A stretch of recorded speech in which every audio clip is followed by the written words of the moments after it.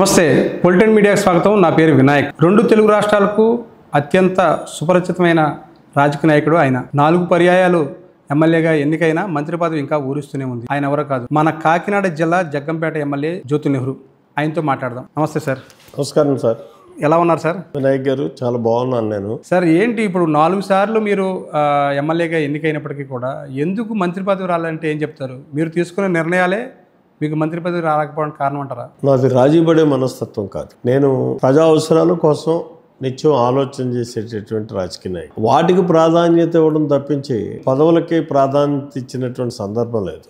అయితే టైం వచ్చినప్పుడల్లా చంద్రబాబు నాయుడు గారు ఇస్తానంటాం, ఆయనకి ఇవ్వలేని పరిస్థితి కలగడం, ఇవ్వలేకపోవడం. నేను ఇక్కడ సక్సెస్ అయింది ఏంటంటే రాజకీయాల్లో ఆయన మంత్రి పదవి ఇవ్వనప్పుడల్లా నా ప్రాంతానికి సంబంధించి ఒక మేజర్ ఇరిగేషన్ ప్రాజెక్ట్ తెచ్చుకోగలిగి 4 సార్లు ఎమ్మెల్యేగా కూడా 4 ఇరిగేషన్ ప్రాజెక్టులు తెచ్చుకున్నాను. సార్, ఇప్పుడు మీరు 4 సార్లు ఎమ్మెల్యేగా అయ్యారు. మీరు తీసుకున్న నిర్ణయాలే మిమ్మల్ని మంత్రి పదవి రాకుండా చేసాయి, తప్పుడు అడుగులు వేసాను అనే భావన ఎప్పుడైనా మీకు అనిపించిందా సార్? నాకు అనిపించడానికి దాని మీద అంత కాక్ష ఇది ఉంటే అనిపించనేమో, కానీ దానికంటే ఎక్కువ ప్రజా జీవితంలోకి ఎక్కువ చొచ్చుకుని వెళ్ళిపోగలిగాను, ప్రజా మన్నలను పొందగలిగాను అనేటటువంటి తృప్తి ఎక్కువగా ఉన్న కారణంగా అది అంత పెద్ద నాకు సెకండరీ.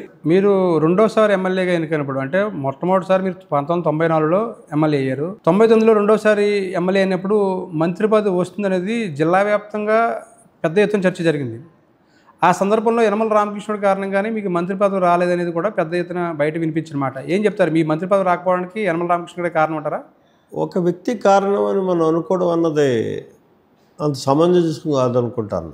ఎందుకంటే రాజకీయాల్లో ఎవరు ఎత్తుగళ్ళకుంటాయి. రామకృష్ణ గారికి ఉండేటటువంటి ఇన్సెక్యూరిటీ వల్ల ఆయన ఏమన్నా నాకు అభ్యంతరం చెప్పుంటాడో తప్పించి మా ఇద్దరికి మాత్రం వ్యక్తిగతంగా కానీ రాజకీయంగా కానీ ఏ రకమైనటువంటి విభేదాలు లేవు. ఎందుకంటే ప్రతి ముఖ్యమైన సమస్యని జిల్లా సమస్యల్లో నాతో సంప్రదించకుండా ఏదే నిర్ణయం తీసుకునేటటువంటి వ్యక్తిగతం. కాబట్టి దాన్ని నేను వ్యక్తిగతంగా నా మీద ఇబ్బంది పెట్టాడు అని నేనెందుకు అనుకోవాలి?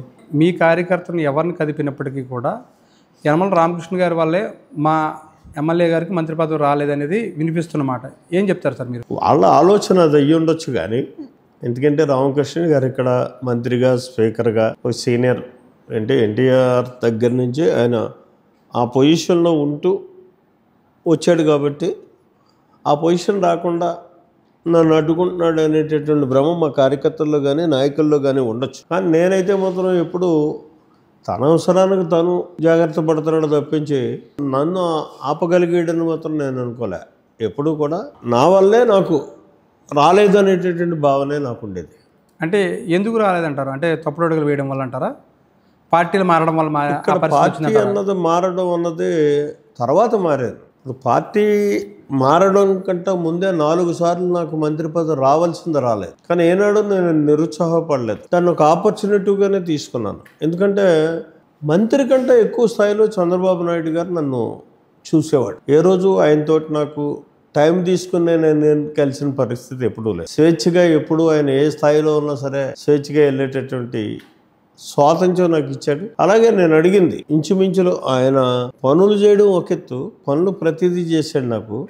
అలా కాకుండా జిల్లా అడ్మినిస్ట్రేషన్లో కూడా ప్రధానమైనటువంటి రోల్ నాకు ఎప్పుడు ఇచ్చేవాడు. మంత్రి నేను కలిసి ఒకే పని అడిగితే దానికి ప్రాధాన్యత నాకే ఇచ్చేవాడు. అంటే అంత ప్రాధాన్యత ఇచ్చిన చంద్రబాబు నాయుడు గారిని వదిలి మీరు పార్టీ ఎందుకు మారాల్సి వచ్చింది? ప్రజారాజ్యం పార్టీలోకి ఎందుకు వెళ్ళారంటే ఏం చెప్తారు? అప్పుడు నేను పార్టీని వదలడానికి ప్రధానమైనటువంటి కారణం ఆ రోజుల్లో ఒక రకంగా నన్ను పార్టీ నుంచి బయటికి పంపించడానికి మాత్రం రామకృష్ణుడు కారణం అని చెప్పాలి. కుట్రలు జరిగాయి. కుట్ర అని అన్నది తన అవసరం అని నేను అంటాను. ఇంకా దాని అర్థం అదే. నేను రెండోది ఏంటంటే చిరంజీవి గారు పార్టీ పెట్టడం, ఆయన రిక్వెస్ట్ చేయడం, నన్ను ఓ సీనియర్ లీడర్గా మీరు నాతో వస్తే నాకు ముఖ్యమంత్రి అయ్యేటటువంటి అవకాశం వస్తుందనడం. మనవాడికి అవకాశం వస్తుంది, మనం ప్రయత్నం చేద్దాం. ఎందుకంటే 22% జనం ఉండి 5% జనం మనల్ని పరిపాలిస్తున్నారనేటటువంటి ఒకే ఒక ఆలోచనతో నేను ఆ రోజు పార్టీ మారడం జరిగింది. చంద్రబాబుతో మాత్రం ఏ పరిస్థితుల్లోనూ నేను విభేదించి పార్టీ మారలా.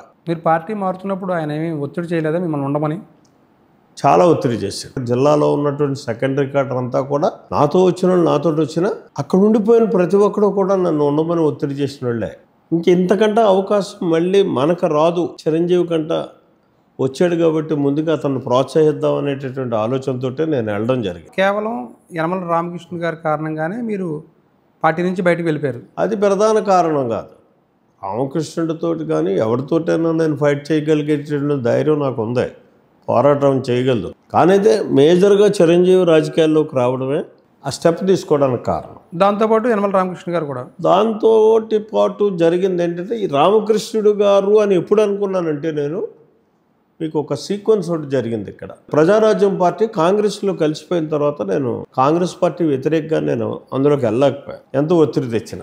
చిరంజీవి గారు ఒత్తిడి తెచ్చాడు. కిరణ్ కుమార్ సాక్షాత్తు సీఎంగా ఆయనే 6 మాసాల టైం నెహ్రూ నేను ఎమ్మెల్సీ చేసి మంత్రి ఇస్తాను, నీకు మీ బాస్ చేయిందని నేను నీకు చేస్తాను అని చెప్పేసి కూడా రిక్వెస్ట్ చేశాడు నన్ను పిలిచి. అయినా నేను వెళ్ళలే. అయితే అప్పుడు తిరిగి తెలుగుదేశంలోకి వెళ్ళిపోదాం అనేటటువంటి ఆలోచన నేను కానీ మా కేడర్ కానీ అందరూ ఆ ఆలోచనకు వచ్చి, అదే నాకు తెలుగుదేశంలోకి వెళ్ళాలనుకుంటే ఇంకొకరితో పని లేదు. నాకు చంద్రబాబు తోటి డైరెక్ట్గా నేను మాట్లాడుకుని వెళ్ళొచ్చు, అంత చనువు ఉంది, స్వేచ్ఛ ఉంది. మా ఇద్దరికి పార్టీ మారినా ఎప్పుడు కూడా మా రిలేషన్ మాత్రం మారలేదు. ఎక్కడ కనపడినా హలో అంటే హలో అనుకునేవాళ్ళు, హ్యాపీగా మాట్లాడుకునేవాళ్ళు, ఆ ఇబ్బంది కలగలే. అయితే ఇక్కడ ఏమైందంటే, జగ్గంపేటలో తెలుగుదేశం పార్టీ జనరల్ బాడీ సమావేశానికి ముఖ్య అతిథిగా రామకృష్ణ గారు వచ్చారు. ఆయన మాటలు స్వయంగా నా చెవుల్లో పడ్డాయి. జనరల్ బాడీ మీటింగ్లో మాట్లాడుతూ, జ్యోతుల్ నెహ్రూ తప్పించి ఎవరు వచ్చినా తీసుకోండి అన్నాడు.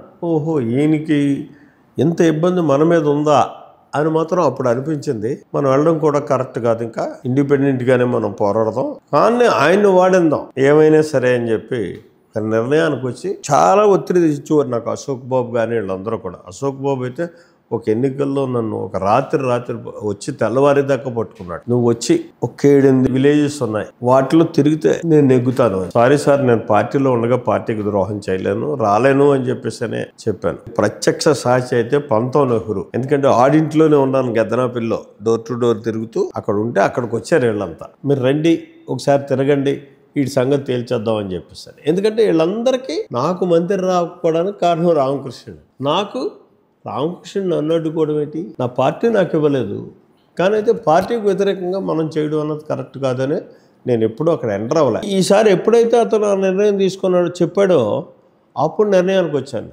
ఓహో కరెక్ట్, ఇప్పుడు తెలుగుదేశంలోకి వెళ్తే మళ్ళీ వీడిని మొయ్యాలి, మనం వెళ్లకుండా ఉంటే వాడిని వాడించవచ్చు. అదే రకంగా ఈ లోపల జగన్మోహన్ రెడ్డి పార్టీ పెట్టడం, అతను రిక్వెస్ట్ చేయడం, నేను వెళ్ళడం, జగన్మోహన్ రెడ్డి తోటి కలడం, షేర్ అవ్వడం, పార్టీని ఎస్టాబ్లిష్ చేయడం. అందులో భాగంగా ఒక అవకాశం నాకు వచ్చింది, రామకృష్ణుడు వాడించేటటువంటి అవకాశం. దాట్స్ ఇట్ రాజా. 2004 ఒకే ఒకసారి వచ్చాడు. 2014 అన్నయ్య గారు నాకు వచ్చి పని చేయాలి మీరు అన్నాడు. నేను ఖచ్చితంగా చేస్తాను రా, నీకు పగలు నా కాన్స్టిట్యున్సీ తిరుగుతాను, రాత్రులు నీ కాన్స్టిట్యున్సీ తిరుగుతాను, నేను నెగ్గిస్తాను నేను అని చెప్పి అంత కసిగాని కూడా ప్రతి రాత్రి ఖచ్చితంగా ఆ తుని కాన్స్టిట్యున్సీలో తిరిగాను. అతను వాడించాం. ఇంకా అక్కడి నుంచి మళ్ళీ గెలుపు అన్నది లేదు అతనికి. సో అతను రాజకీయ జీవితం మళ్ళీ జ్యోతుల్ నెహ్రూ కలిసిన తర్వాతే గెలుపు వచ్చింది. సరే, అది గాలి అవ్వచ్చు, ఏమవ్వచ్చు, ఆయన రాజకీయ జీవితానికి అయితే బ్రేక్ పడినట్టే కదా. ఇంకా బ్రేక్ పడ్డది, పడగొట్టారు. అతను తెచ్చుకున్నది తప్పించి నేను చేసింది మాత్రం కాదు. ఆ ఒక్క మాట మనం చూస్తే 83 నుంచి చంద్రబాబు నాయుడు గారితో యనమల రామకృష్ణ గారు అడుగులు వేయడం జరిగింది.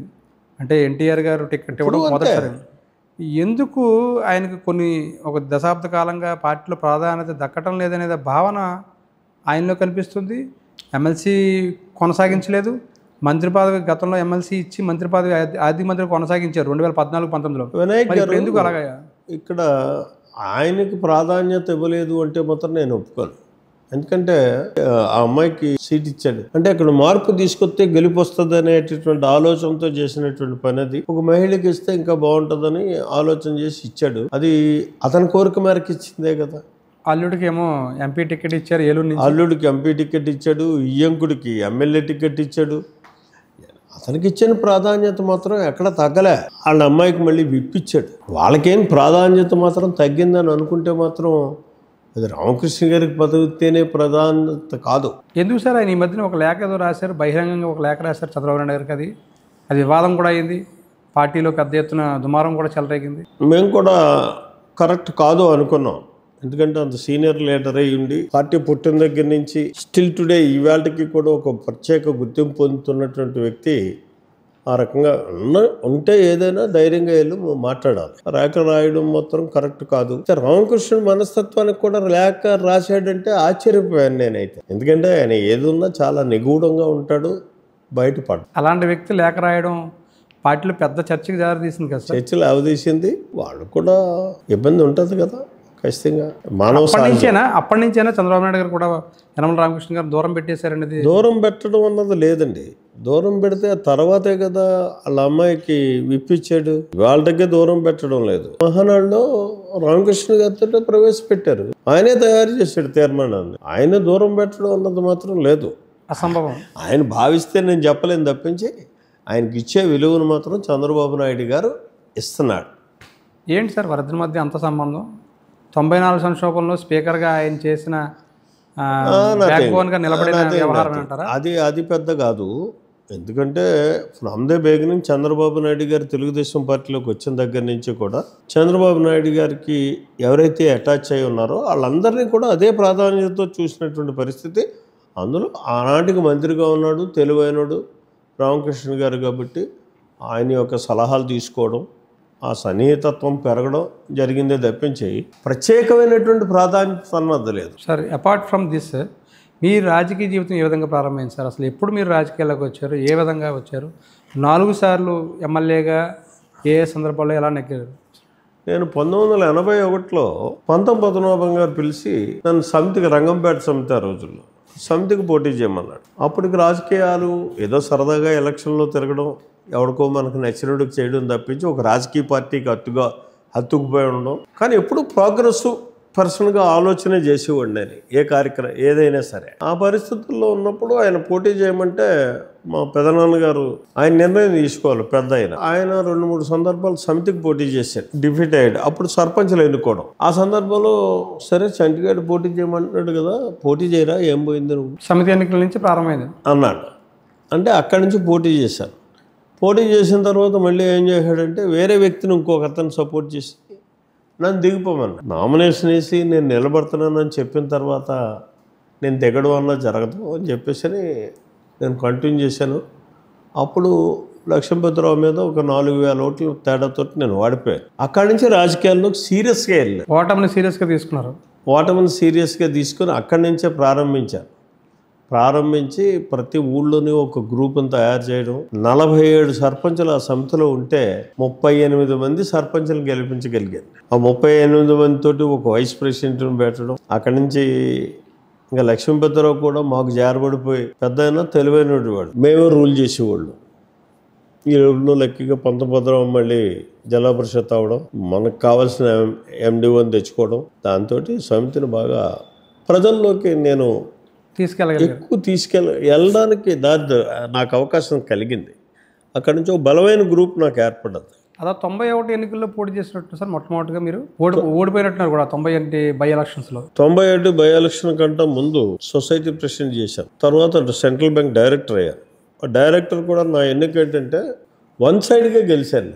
ఆ తర్వాత మిమ్మల్ని 91 బై ఎలక్షన్స్ నిలబెట్టాలన్న ఆలోచన ఎవరు సార్? ఏ విధంగా మీరు అప్పుడు ఎమ్మెల్యే ఎలక్షన్ అంటే నేను తోటసపడారంటే నాకు మేనమా, ఆయనతోటే సేల్ అయ్యేవాడిని, ఆయన వెనకాల నడిచేవాడిని. ఆయన అన్ని బాధ్యతలు నాకే అప్పచెప్పేవాడు ఏదైనా. అప్పటికే తెలుగుదేశంలోకి వచ్చారు సార్? అప్పటికే నేను తెలుగుదేశంలో ఉన్నాను. తెలుగుదేశం ఇంకా నేనేం కాంగ్రెస్ పార్టీలో ఎప్పుడూ లేను. మొదటి నుంచి 83 నుంచి తెలుగుదేశం. 83 నుంచి తెలుగుదేశంలో లేను. పంతం పద్మనాభానికి ఈ సుబ్బారావు గారు మా ఫ్యామిలీ పెద్దవాళ్ళందరూ కూడా వచ్చి పంతం పద్మనాభాన్ని చేయాలన్నారు. నన్ను మోసం చేశాడు కదా, నేను చేయను అని చెప్పి నేను కూర్చున్నాను. అంటే బలవంతాన్ని నొప్పించి ఇచ్చేశారు. చేసిన తర్వాత ఇక్కడే రావులం తల్లని ఉంది, ఇక్కడ కొబ్బరికాయలు కొట్టాం మేము. ఆయన ప్రచారాన్ని ప్రారంభం చేసిన తర్వాత తోట సుబ్బారావు గారిని ఎన్టీ రామారావు పిలవడం, ఆయనకి టిక్కెట్ ఇవ్వడం జరిగింది. ఈయన కాంగ్రెస్, ఆయనేమో మీ మేనమామ గారేమో తెలుగుదేశం. నేను కమిట్ అయిపోయి ఉన్నాను ఇక్కడ కాంగ్రెస్ దగ్గర. నాకు పిచ్చి పంతం పద్మనాభానికి కమిట్ అయ్యాను, కాంగ్రెస్ పార్టీకి కదా. ఒక మాట ఏదైనా నేనంటే కమిట్ అయితే దాన్ని వెనక్కి తీసుకోలేను. స్టిల్ టుడే ఇవాళకి కూడా అదే నాకు మైనస్ అదే ప్లస్ అదే. ఆయన వచ్చి సుబ్బారావు వచ్చి మరి నాకు టికెట్ ఇచ్చారు ఎన్టీ రామారావు, మీరు అందరూ పనిచేయాలి కదా రా అన్నాడు. నువ్వు నన్ను తీసుకెళ్ళి పద్మనాభానికి అప్పచెప్పావు. నేను ఇవాళ పద్మనాభంతో కొన్ని ఊళ్ళు తిరిగేశాను. ఇవాళ వస్తే నా క్యారెక్టర్ ఏంటి, నేను రాలేదు. పద్మనాభం గారి రిలేషన్ ఏంటి మీకు? పద్మనాభం గారు కూడా ఇంచుమించు మావయ్య అవుతాడు నాకు. ఈయన మేనమామ, ఆయన మావయ్య. మావయ్య అవుతాడు వరుసకి మామ. ఇద్దరు మావయ్యల మధ్య నలిగిపోయారు. అంటే 10th వరకు కూడా ఒక మేనత్తనిచ్చాం మేము. ఇద్దరు మావయ్యలకి మేనత్తనిచ్చాం. ఇద్దరు మావయ్యల మధ్య నలిగిపోయారు మీరు. ఉండిపోయాను, నలిగిపోలేదు నేను. ఎంతో చిత్రంగా ఉండేదంటే నాకు ఈవెన్ మా మిస్సెస్ కూడా సపోర్ట్ చేయదు కదా. వాళ్ళందరికీ సుబ్బారావు గారు కావాలి. సాయంత్రం ప్రచారం చేసుకుని రాత్రి ఇంటికి వెళ్తే నేను శుభ్రం టేబుల్ మీద భోజనం పెట్టి పోయి పక్కకి మాట్లాడేవారు కాదు, సమస్య లేదు. ఇంట్లో కూడా మా మదర్ కానీ మా మిస్సెస్ కానీ. 89 ఎలక్షన్ సార్ అది? 89 కాదు సార్, 83. 83 ఎలక్షన్కి. కానీ నా విలేజ్ నాకు మెజారిటీ వచ్చింది. ఒక్కటే 19 83లో వచ్చిన మెజారిటీ వచ్చిన ఊరు మా ఊరు ఒకటే. దానివల్ల రిజల్ట్ ఎలా వచ్చింది సార్? రిజల్ట్ ఏమి టిల్ట్ అవ్వలేదు కదా. పెద్ద మెజారిటీతో నెగ్గాడైన 23,000 ఎంతో సుబ్బారావు గారు. ఆ తర్వాత ఇంట్లో ఏమైంది సార్? ఆ తర్వాత ఇంట్లో ఏమైంది? ఇంత మెజారిటీ తర్వాత ఎలక్షన్ అయిపోయిన 3rd monthలో ఎప్పుడో వాళ్ళందరూ వచ్చారు, వాళ్ళ బ్రదర్స్. అంటే సుబ్బారావు గారు బ్రదర్లో మళ్ళీ ఒకడు మా అక్కనిచ్చాం, బావగారు. సుబ్బారావు సిస్టర్ను నాకంటే పెద్ద ఆయనకి ఇచ్చారు. మాకంతా లింకు. మా నానమ్మ సుబ్బారావు మేనత్త, మా మేనత్త సుబ్బారావు తల్లి, ఇలా అంతా అది విడదీని బంధం. చిత్రం ఏంటంటే ఎలక్షన్లో మొత్తం మనిషి అంటే ఒక్కో ఫ్యామిలీ 25,000 వేసుకున్నారు అప్పుడు వీళ్ళకి. ఆ 25,000లో నా షేర్ కూడా కట్టారు. డబ్బులు అయితే ఇచ్చారు కానీ నేను ఇవ్వలేదు. మా పెదనాన్నగారు ఇచ్చాడు. మీ కుటుంబం తరపున ప్రచారం మాత్రం అక్కడ జరిగింది. పద్మనాభం గారికి చేశాను. ఇంట్లో పరిస్థితి ఏంటి సార్? అప్పుడు మీకు ఇంట్లో భోజనం కూడా పెట్టేవారు కదా అన్నారు, అంటే వదిలేసి వెళ్ళిపోయేవారు మిమ్మల్ని. తర్వాత ఏమైంది? తర్వాత మళ్ళీ ఇంట్లో తర్వాత మామూలుగా అదే కదా ఎక్కిన తర్వాత మళ్ళీ టోటల్ అందరూ కలిసి వచ్చారు. వాళ్ళ ఫ్యామిలీ మెంబర్స్ అంతా కలిసి, సుబ్బారావు గారు, మా మేనత్త, అందరూ మా బావలు అందరూ కలిసి వచ్చి మీరిద్దరూ విడిపోవడం అన్నది బాగోలేదు, ఇంట్లో కలవాలి అని చెప్పేసి అని కూర్చున్నారు. నేను అధికారానికి లోబడి వచ్చినట్టు ఉంటుంది. మళ్ళీ ఎలక్షన్ వస్తుంది కదా, ఎలక్షన్లో చేద్దాం, ఇప్పుడు ఎందుకు అలాగ ఉండిపోతాను నేను. ఇంకా అప్పుడు తోట సుబ్బారావు గారి వైపు వెళ్ళలేదు. ఇంకా అన్న ఒప్పుకోలేదు. ఒప్పుకోకుండా బలవంతం తోట సుబ్బారావు పట్టుకుని నన్ను కారులోకి ఎక్కించి తీసిపోయి తనగా కలెక్టర్ దగ్గర తీసుకెళ్ళి ఆ రోజు ఒకటే మాట అన్నాడు, రేపటి నుంచి నా స్థానంలో వీడు వస్తే మీరు పని చేయాలి. ఇంకా అలా కట్టాడు. బై ఎలక్షన్ 91 ఏంటి సార్? ఇంకా 91 బై ఎలక్షన్ రావడానికి, నేను పోటీ చేయడానికి గల కారణం సుబ్బారావు గారు ఎంపీకి వెళ్ళాల్సి వచ్చింది. ఎన్టీ రామారావు పిలిచి సుబ్బారావుని ఎంపీకి ఒప్పుకోలేదు మేము ఎవరు. సుబ్బారావు గారు అన్నది మాస్ లీడర్, ఆయన ఎమ్మెల్యేగా ఉంటేనే మంత్రి అప్పటికి. అంటే లేదు సుబ్బారావు బలవంతాన్ని పెడితే ఆయన ఎంపీకి వెళ్ళాల్సి వచ్చింది. ఎంపీ నెగ్గిన తర్వాత మనం ప్రతిపక్షంలోకి వచ్చాం. సుబ్బారావు గారు పోటీ చేసేటప్పుడు అన్నాడు, ఇంక తప్పదు కదరా, మరి ఎంపీ పెద్ద ఆయన ఎంపీకి వెళ్ళమంటున్నాడు కాబట్టి రేపు నేను ఎంపీకి వెళ్ళిపోతే నువ్వు పోటీ చేయాలి అని. సరే ముందు ఇది గట్టెక్కిన తర్వాత ఆలోచిద్దాం అని చెప్పి ఎంపీ నెగ్గిన తర్వాత బై ఎలక్షన్ వచ్చింది. బై ఎలక్షన్ వస్తే ఏమైందంటే వాళ్ళ పెదనాన్నగారి పిల్లలందరూ కూడా మాకు కావాలని పట్టాడు. వాళ్ళు ఓన్ ఫ్యామిలీలో, తోటా ఫ్యామిలీ, ఈయనకి నాకు ఇవ్వాలని ఉండేది. కానీ ఆ ఫ్యామిలీ యొక్క బంధానికి కట్టుబడిపోయి ఆయనకే ఇమ్మని చెప్పాడు టికెట్. ఎన్టీఆర్ ఒప్పుకోలే. పార్టీలో కష్టపడ్డవాడికి టికెట్ ఇస్తాను కానీ ఏదో నీ తమ్ముడు అన్నగారు అని చెప్పేసి నేను టికెట్ ఇవ్వలేను. తర్వాత అదృష్టం ఏంటంటే నాకు క్యాడర్తో బాగా అటాచ్మెంట్ ఉండేది. దాని మీద అప్పుడు ఉన్నటువంటి సర్పంచ్లు కానీ క్యాడర్ కానీ సొసైటీ ప్రెసిడెంట్లు కానీ మొత్తం టోటల్ క్యాడర్ అంతా వాళ్ళ బస్సులు వేసుకుని వచ్చేసారు. ఎన్టీఆర్కి వెళ్ళి 1 by 1 చెప్పారు మాకు నెహ్రూ కావాలి. ఆయన అంటే మేజర్గా నాకు టికెట్ రావడానికి చంద్రబాబు నాయుడు కాదు, 91లో మొత్తం టోటల్ వర్కౌట్ అంతా అతనే చేసుకున్నాడు. కానీ ఎందుకు ఓడిపోయారు సార్? నన్ను నడిపించేవాడు అంతే ఎన్టీఆర్ దగ్గరికి. ఎందుకు ఓడిపోయారు అప్పుడు ఓడిపోవడానికి కూడా నేను చాలా తక్కువ 3,800 తేడాతో ఓడిపోయాను. అంటే గవర్నమెంట్ ఉంది, గెలుపు తీరం వరకు వచ్చారు. గవర్నమెంట్ వరకు అక్కడ ఏమైందంటే పద్మనాభం మినిస్టర్, తర్వాత కనుమూరి బాపిరాజు ఇన్ఛార్జ్. ఇక్కడ వాడి జిమ్మిక్కులు, వాడి పరిస్థితులు, డబ్బులు కూడా విపరీతంగా ఖర్చు పెట్టారు. ఇక్కడ వాడిపోవడానికైతే మేజర్గా ఒక 5 విలేజెస్ రిగ్గింగ్ చేసుకున్నారు. అది ఎప్పుడు పద్మనాభంకి రిగ్గింగ్ చేసే విలేజెస్.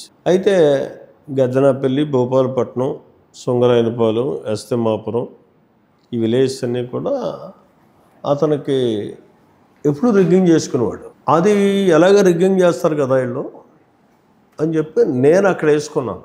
సుబ్బారావు గారిని రంగంపేట మండలం. సుబ్బారావు ఏం ఆలోచన చేశాడంటే అప్పుడు ఆయన తప్పుడు ఆలోచన కాదు, ఇప్పుడు వాళ్ళు రిగ్గింగ్ చేసుకున్నా మనం నెగ్గుతున్నాం కదా, వీడు వెళ్తే అక్కడి నుంచి దుందుడుగ్గా తగులు పడతాడు, ఇబ్బంది అవుతుంది, ఇక్కడ మనం ఉండి వీడిని రంగంపేట పంపుదాం, రంగంపేట అయితే వాడికి బాగుంటుంది అని చెప్పి అప్పుడు నన్ను రంగంపేట పంపాడు. ఇతను ఇక్కడ ఉండిపోయాడు. ఇక్కడ ఉండిపోవడంలో ఈయనంతా ఆల్రెడీగా ఏం జరిగితే జరుగుతుందిలే అన్నట్టే వదిలేసాడు. అక్కడ 5 విలేజెస్ కూడా రిగ్గింగ్ చేశారు వన్ సైడ్గా. దాని మీద వాళ్ళు నెగ్గలిగారు. 94లో అక్కడే కూర్చున్నాను నేను. రిగ్గింగ్ జరగకుండా ఆపడంతో మీరే నెగ్గారు. 1994 రిగ్గింగ్ ఏంటి పట్టుకుని 19 గాంధీని అయితే బయటికి లాగబారేశాను. పద్మనాభం లేదు, ఏమీ లేదు. పద్మనాభాన్ని ఓటేసి పెద్దాపురం నీకు పనేటి ఇక్కడ మర్యాద దక్కుతా అని చెప్పాను. ఎంత మెజార్టీ వచ్చింది సార్ 94లో? ఫస్ట్ టైం 94లో 18,000 ఓట్లతో నెగ్గాను. 99లో కూడా వరుసగా రెండోసారి నెగ్గినట్టున్నారు. 99 మళ్ళీ 12,000తో నెగ్గాను. 2004, 2009 వైఎస్ఆర్ పాలన చూశారు కదా సార్, దాని మీద మీరు పెద్ద ఎత్తున ఇరిగేషన్ ప్రాజెక్ట్స్ మీద కావచ్చు, లేకపోతే చాలా వాటి మీద వైఎస్ఆర్ మనస్తత్వం అన్నది రియల్ పొలిటీషియన్ సార్. అతను రాజకీయాలకు ప్రాధాన్యత ఇచ్చేవాడు. రెండు ఏంటంటే నమ్మినోడిని చాలా హక్కుని చేర్చుకునేవాడు. అతనికి వచ్చి వినేటటువంటి స్వభావం లేదు వైఎస్ఆర్ కూడా. ఇప్పుడు మీరు వెళ్ళి ఒక సమస్యను చెప్పారనుకోండి, చూడమ్మా ఆయనతో చెప్పాను వాడు వెనకాల ఈయన ఉండేవాడు కదా, ఆ కేవీపీ వినడం, వాడికి ఏదో బ్రీఫ్ చేయడం అలాగే ఉండేది. అంటే నేను దగ్గరగానే చూసేవాడిని, ఎందుకంటే నాతో కూడా చాలా క్లోజ్గా ఉండేవాడు. నేను ఎప్పుడూ అతనికి చేయలేదు, ఎప్పుడూ తెలుగుదేశంలోనే పనిచేసాం. ఆయన ప్రతిపక్షాలు అన్నిటికీ కూడా ప్రాధాన్యత ఇచ్చారు బాగానే. ఎక్కువ స్నేహానికి ప్రాధాన్యత ఇచ్చేవాడు సార్. మీరు చంద్రబాబు నాయుడు దగ్గర నుంచి చూశారు, వైఎస్ఆర్ని దగ్గర నుంచి చూశారు. ఇద్దరు డిఫరెన్స్, ఇద్దరు క్వాలిటీస్ ఏం చెప్తారు సార్ ఇద్దరు గురించి? మీరు అదే కదా నేను చెప్పాను ఇందాక మీకు, అతనికి నమ్మిన వాడికి ప్రాధాన్యత ఇస్తాడు రాజశేఖర రెడ్డి. చంద్రబాబు నాయుడు గారు పాలనకి అభివృద్ధికి ప్రాధాన్యత ఇస్తాడు. డెవలప్మెంట్ ఉండాలి, డెవలప్మెంట్ కావాలి. తెలుగుదేశం పార్టీని వీడి ప్రజారాజ్యం చేరిన తర్వాత ప్రజారాజ్యంలో చిరంజీవి గారితో ఎటువంటి అనుబంధం ఉండేది సార్? ఆయన కూడా మీకు బాగా ఎక్కువ ప్రాధాన్యత ఇచ్చినట్టున్నారు. ఇచ్చాడు. ప్రజారాజ్యం పార్టీలో మీరు పోటీ చేసి ఓడిపోవడం కావచ్చు, ఆ తర్వాత ఆయన కాంగ్రెస్ పార్టీలో కలిపేయడం కావచ్చు ఆ పార్టీని. ఆ సందర్భాల్లో మీరు వ్యతిరేకించిన సందర్భం కానీ ఏదైనా స్పెసిఫిక్ సంఘటన కానీ ఏమైనా గుర్తుంది సార్? ఆయన విభేదించిన విషయాల్లో కానీ ఏదైనా? మా ఇద్దరికి విభేదం అన్నది జరగలేదు. ఎందుకంటే ఎమ్మెల్యేస్ 18 మంది నెగ్గారు. ఈ 18 మంది కూడా కాంగ్రెస్కి పోదామని వాళ్ళే. అప్పుడు మీరు ఒక్కరే గెలుపొందలేదు, దగ్గర తేడాతో కూడా. నేను రామచంద్రయ్య పార్టీని కంటిన్యూ చేయాలి మనం అన్నవాళ్ళు. అయితే దానికి ఆయన మనం పార్టీని అంటే ఆయన ఇంకా నడపలేని పరిస్థితి, వీళ్ళందరినీ బరువు మోయలేం మనం అన్న ఆలోచనకు వచ్చేసి నిర్ణయం తీసుకున్నప్పుడు గౌరవప్రదంగా నువ్వు పార్టీని కలుపు అని చెప్పి అప్పుడు పల్లంరాజుని తీసుకొచ్చాను. నువ్వైతే మళ్ళీ క్యాస్ట్ బేస్డ్ మీద ఏదో కావాలని చేసావు అనుకుంటారు. ఆయన కల్పించేటప్పుడు మాత్రం నువ్వు ఫైనల్ డెసిషన్ చిరంజీవి తీసుకునేటప్పుడు ఆంతోనీని తీసుకురా, ఆంతోనీతో రిక్వెస్ట్ చేయించు. ఎందుకంటే క్యారెక్టర్ ఉన్నటువంటి వ్యక్తి ఆంతోనీ. అంటే పాపం పల్లంరాజు అదే రకంగా ఆంతోనీని తీసుకుని వచ్చాడు. నేను కూడా ఉన్నాను ఆ మీటింగ్లో. వాళ్ళంతా డెసిషన్ తీసుకున్నారు, మర్చుకున్నారు. ఆ సందర్భంలోనే మీకు యనమల రామకృష్ణుడు అడ్డుపడడం, తిరిగి పార్టీలోకి వెళ్లకుండా ఆ సందర్భంలోనే మీరు వైఎస్ఆర్సీపీ వైపు మళ్ళీ వైఎస్ఆర్సీపీకి వెళ్ళడం. నేను ఒక మంత్రి చేయలేకపోవచ్చు తప్పించండి, ప్రజారాజ్యం పార్టీలో రాష్ట్ర వ్యాప్తంగా గుర్తింపు తెచ్చింది ప్రజారాజ్యం పార్టీ నాకు. వైఎస్ఆర్ కాంగ్రెస్ పార్టీ కూడా రాష్ట్ర వ్యాప్తంగా గుర్తింపు తెచ్చింది. 2014 తెలుగుదేశం పార్టీ అదే పొజిషన్ తెచ్చింది. ఎందుకంటే అది నా స్వభావం. 2014లో మీరు నెగ్గిన తర్వాత డిప్యూటీ ఫ్లోర్ లీడర్ కూడా మీకు ఇచ్చినట్టున్నారు కదా వైఎస్ఆర్ కాంగ్రెస్ పార్టీ. ఇచ్చాడు. ఆగు అంటే నేను చెప్తేనే ఆగేవాడు. ఈవెన్ సుబ్బారెడ్డికి కూడా అవకాశం ఉండేది కాదు. వాళ్ళ ఇబ్బందులు కూడా నాతో చెప్పుకుని ఆయనతో మాట్లాడించినటువంటి పరిస్థితులు కూడా ఉండేవి. మనకు రెండోది ఆశించేది లేదు. ఆ సందర్భంలో 10 ఏళ్ళు మీరు చంద్రబాబు నాయుడుతో నడిచి ఆయన విభేదించి చంద్రబాబు నాయుడు గారేమో సీఎం కుర్చీలో కూర్చుంటే మీరు ఆపోజిట్లో కూర్చుని నేను విభేదించలేదు. పార్టీని ప్రజారాజ్యంలో ఉన్నప్పుడు చంద్రబాబుతో అటాచ్మెంట్ ఉండేది. ఇక్కడ ఉన్నప్పుడు అయితే ఫ్లోర్ లీడర్గా, డిప్యూటీ ఫ్లోర్ లీడర్ నేను. మరి వ్యతిరేకంగా మాట్లాడాల్సిన పరిస్థితి ఉంటుందిగా, టీడీపీకి వ్యతిరేకంగా బయట మాట్లాడుకున్నా మళ్ళీ అక్కడికి వెళ్తున్నా ఏ మీటింగ్ జరిగినా ఏదైనా డిఎస్ఏ ఇది జరిగినా సరే నేనే వెళ్ళేవాడిని డిప్యూటీ ఫ్లోర్ లీడర్గా. జగన్మోహన్ రెడ్డి ఎప్పుడు వచ్చేవాడు కదా, చాలా ఫ్రీగా మాట్లాడుకునేవాళ్ళు. అంటే అసెంబ్లీలో విభేదించాల్సిన వచ్చినప్పుడు ఎలా అనిపించింది సార్? అంటే ఆయన విధానాలు కావచ్చు, ప్రభుత్వ విధానాలని, పాలసీ డెసిషన్స్ వ్యతిరేకించేటప్పుడు ఒక రాజకీయ పార్టీగా పాలసీ బేస్డ్ మీద వ్యతిరేకించడం తప్పించి చంద్రబాబుని వ్యతిరేకించడం అని నేను ఎందుకు అనుకుంటాను, ఆయన ఎందుకు అనుకుంటాను? అది జగన్మోహన్ రెడ్డిలో ఉంటుంది. అవతలడు ఎవడన్నా పాలసీ బేస్డ్ మాట్లాడినా సరే కానీ నన్ను వ్యతిరేకించడం వీడు దుర్మార్గుడు స్వభావం అయింది. మీరు దగ్గర నుంచి చంద్రబాబు అది కాదు. మీరు 2013 నుంచి ఇంచుమించుగా ఒక 2016 వరకు 3 ఏళ్ల పాటు వైఎస్ఆర్ కాంగ్రెస్ పార్టీలో ఉన్నారు. ఎమ్మెల్యేగా కూడా కొనసాగారు, డిప్యూటీ ఫ్లోర్ లీడర్గా కొనసాగారు. 16లో మళ్ళీ తెలుగుదేశం పార్టీకి వచ్చినప్పుడు 3 ఏళ్లలో వైఎస్ఆర్ కాంగ్రెస్ పార్టీ కావచ్చు, వైఎస్ జగన్మోహన్ రెడ్డి గారి దగ్గర నుంచి చూసారు. ఎలా అనిపించింది మీకు అసలు ఆయన స్వభావం గురించి? కానీ లేకపోతే మీకు అతని స్వభావం అన్నది నాకు జాయినింగ్ అప్పుడు చెప్పినటువంటి విధానం వేరు, జాయిన్ అయిన తర్వాత ఆయన వ్యవహార శైలి వేరు. నాకు ఆయన అంటే ఇక్కడ కొన్ని చెప్పడం కూడా సబబు కాదు. ఆయన చెప్పింది ఏంటంటే ఆర్థికంగా చాలా బాగున్నాను, మనం ఒక నూతన విధానంతో ఈ రాష్ట్రాన్ని బాగు చేయడానికి, ఒక నిజాయితీగా ఒక రాజకీయ వ్యవస్థను సృష్టించడానికి మనం పనిచేయబోతున్నామని చెప్పాడు నాతో నేను జాయిన్ అయ్యేటప్పుడు. తర్వాత ఏం ఫేస్ చేస్తారు మీరు? తర్వాత రాను రాను అతనిలో డబ్బు కాంక్ష పోలేదు అన్నది మాత్రం నేను ఫేస్ చేశాను. ఎందుకంటే రెండు సీక్వెన్స్ చెప్తాను, చెప్పాలి తప్పదు. అది అతని స్వభావం గురించి. గిరిజాల వెంకటస్వామి నాయుడు గారు, ఆకులు వీర్రాజు గారు ఇద్దరు రాజమండ్రి రూరల్కి ప్రయత్నం చేస్తున్నారు. ప్రయత్నం చేయడం కాదు, ఇద్దరు కోఆర్డినేటర్స్, ఇద్దరిని వేసాడు. మీ ఇద్దరిలో ఎవడు సమర్థుడిగా పనిచేస్తే వాడిని నేను తీసుకుంటాను అన్నాడు. ఒకరోజు నన్ను పిలిచి, అన్న వెంకటస్వామి నాయుడిని పిలిపించు, సింగిల్ కోఆర్డినేటర్ వేసేద్దాం, వెంకటస్వామి నాయుడే సమర్థుడు, మనకు వీర్రాజు దగ్గర డబ్బులు ఉన్నా సరిపోవడం అన్నాడు. అంటే వెంటనే వెంకటస్వామి నాయుడిని పిలిపించి ఇద్దరం కలిసి వెళ్ళాం. వెళ్ళిన తర్వాత నేను సింగిల్ కోఆర్డినేటర్గా వేసేద్దాం అనుకుంటున్నాను, ఇవాళే అనౌన్స్ చేస్తాను, కానీ రేపు మనం ప్రతిపక్షం నుంచి పోరాటంలోకి వెళ్తున్నాం, మరి ఆర్థికంగా కూడా నీ వంతు నువ్వు ఎంత పెడతావు అన్నాడు. అంటే వీడన్నాడు, సార్ నేను ఒక 2 కోట్లు నేనైతేనే, నా బంధువులు అయితేనే, స్నేహితులు అయితేనే దగ్గర నుంచి ఒక 2 కోట్లు తాగలుగుతాం, ఇంకా గట్టిగా ప్రయత్నం చేస్తే ఇంకో ₹1 కోటి, 3 కోట్ల కంటే ఎక్కువ నేను పెట్టలే అన్నట్టు. అలా కదన్నా, ఒక 10 కోట్లు నువ్వు పెట్టు, 10 కోట్లు నేను ఇస్తాను, 20 కోట్లు సరిపోద్దు మనకి, నువ్వు నెగ్గుతావు అన్నాడు. సార్ నేను ₹1 3 కోట్లకి దాటించి ₹1 పెట్టలే, మీరు టికెట్ ఇస్తే చాలా సంతోషం, ఇవ్వకపోయినా నాకు ఇబ్బంది లేదు, పార్టీకి పని చేస్తాను, అంతేగాని నేను పెట్టేస్తానని వాళ్ళు చేసి మోసం చేయలేను. నేను అలా చూస్తున్నాను. సడన్గా అన్నాడు, ఏమన్నా నీకు 2 రైస్ మిల్లు ఉన్నాయి కదా, ఒక రైస్ మిల్ అమ్మే రేపు 10 రైస్ మిల్లు కొనవచ్చు నువ్వు ఎమ్మెల్యే అయితే. అందులో నేను లేచాను, అదేంటి బాబు అలా మాట్లాడతావు, నువ్వు రేపు ముఖ్యమంత్రి అయ్యేవాడు, ఇంత డైరెక్ట్గా కరప్షన్ చేసేయని చెప్తూ అన్నది నాయుడు దగ్గర చెప్తే చెప్పావు, కానీ ఇది మొత్తం బయటకని ఈ రకంగా వెళ్తే రేపు చాలా బ్యాడ్ అవుతుంది మనకి, ఇది కరెక్ట్ కాదు నువ్వు అంటే. జరిగేది అదే కదన్నా, నువ్వు నిజాయితీగా ఉంటావు, నేను నిజాయితీగా ఉంటాను, రేపు అదే జరుగుతుంది. మనంతా 15 కోట్లు 20 కోట్లు ఖర్చు కూడా ఎమ్మెల్యేలు అయిపోతే మళ్ళీ సంపాదించాం, వదిలేస్తాం. ఇలాగా ఆయన నోటి వెంట వచ్చింది మాట, ఆయన నోటి వెంట వచ్చింది. నేను చెప్తున్నాను కదా, రమ్మనండి, లేకపోతే నీ వాళ్ళు అతను నేను మాట్లాడతాను, చెప్తాను.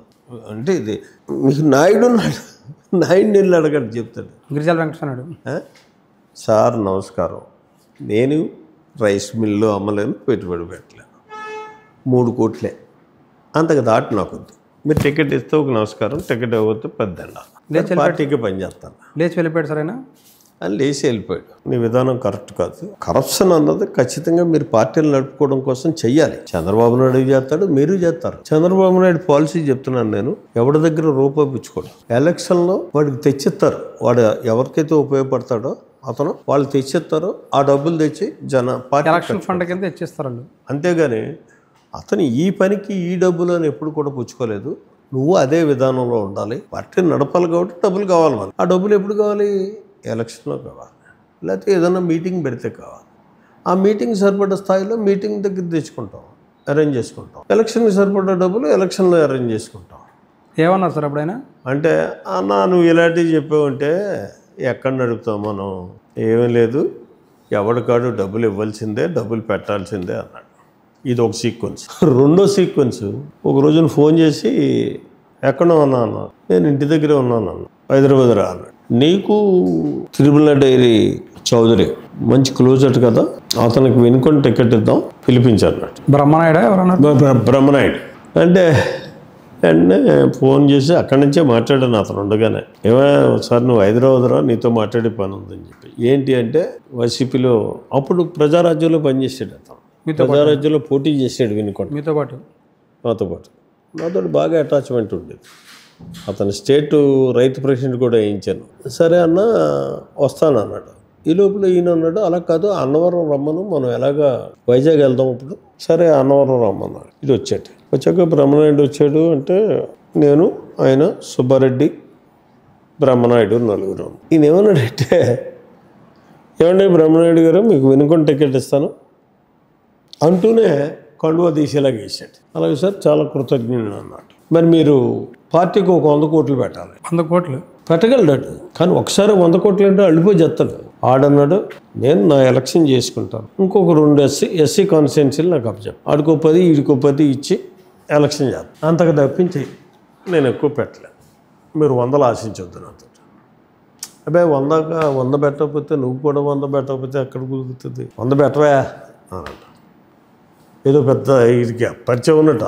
అదే రోజు ఇద్దరికీ పరిచయం. వాడు 100 పెట్టలేనంటే ఆడినట్టుకుంటావు పెట్టాయా, చాలా రీజన్గా చెప్తున్నాడు. వాడు ఎలక్షన్ చేసుకుంటానంటున్నాడు, ఇంకో 2 కాన్స్టిట్యున్సీలకి 15 కోట్లు ఇస్తానంటున్నాడు. బాగానే ఉంది కదా అన్నా.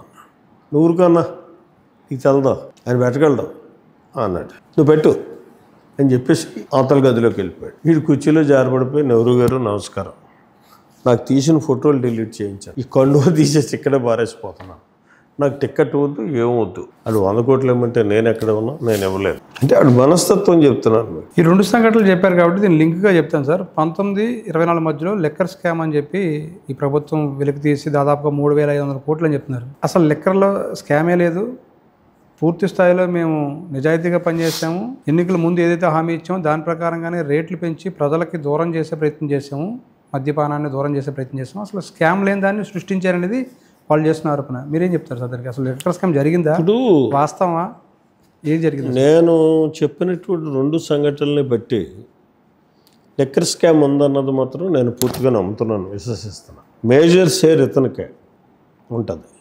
ఇక్కడ రెండోది, మీరు లిక్కర్ స్కామ్ గురించి మాట్లాడారు కాబట్టి ఇతను ప్రపంచం అంతా డిజిటలైజేషన్ అయిపోయింది. మామూలు కాయగూరల షాపుడు కూడా ఫోన్పే గూగుల్ పే వాడుతున్నాడు. ఇక్కడ ఎందుకు వాడలేదు సార్? Simple question. రెండోది, అతను ప్రజల కోసం నేను ఈ కార్యక్రమాన్ని పెట్టాను అంటే అతను ఏం చెప్పాడు? అంచెలంచెలుగా మద్య నిషేధానికి అడుగులేయడమే ఈ కార్యక్రమం అన్నాడు. కానీ మరి 25,000 కోట్లకి 25 సంవత్సరాలు ఎందుకు తాకట్టు పెట్టాడు లిక్కర్ వ్యాపారాన్ని? పాలసీ డెబ్బరైనట్టే కదా అక్కడ. వీడు దాన్ని ఆదాయ వర్గంగా చేసుకోవడం కోసం కార్యక్రమాన్ని తీసుకున్నాడు తప్పించి. రెండోది, ఏదైనా పాలసీ అన్నదాన్ని ఎవరు తయారు చేస్తారు? కన్సల్ట్ మినిస్టర్ లేకపోతే గ్రూప్ ఆఫ్ మినిస్టర్స్ని వేసుకుంటారు, అఫీషియల్ ఉంటారు. మేజర్గా అఫీషియల్స్ ఇన్వాల్వ్మెంట్ ఉంటుంది. ఎందుకంటే వాళ్ళ గతంలో వాడు ఎక్సైజ్ కమిషనర్ ఉన్నాడంటే వాడు లాస్ట్ గవర్నమెంట్లో ఏం చేసాడో, లాస్ట్ 5 సంవత్సరాలు ఏ రకంగా నడిచిందో ఒక అవగాహన ఉంటుంది. సీనియర్ ఐఏఎస్లను పెట్టుకుంటారు, కమిటీ వేసుకుంటారు. ఆ కమిటీలో పాలసీని, కొత్త న్యూ పాలసీ కదా ఇటు తీసుకొచ్చింది, ఆ పాలసీని వీళ్ళు ఇచ్చేస్తారు, వీళ్ళు పెట్టుకొని.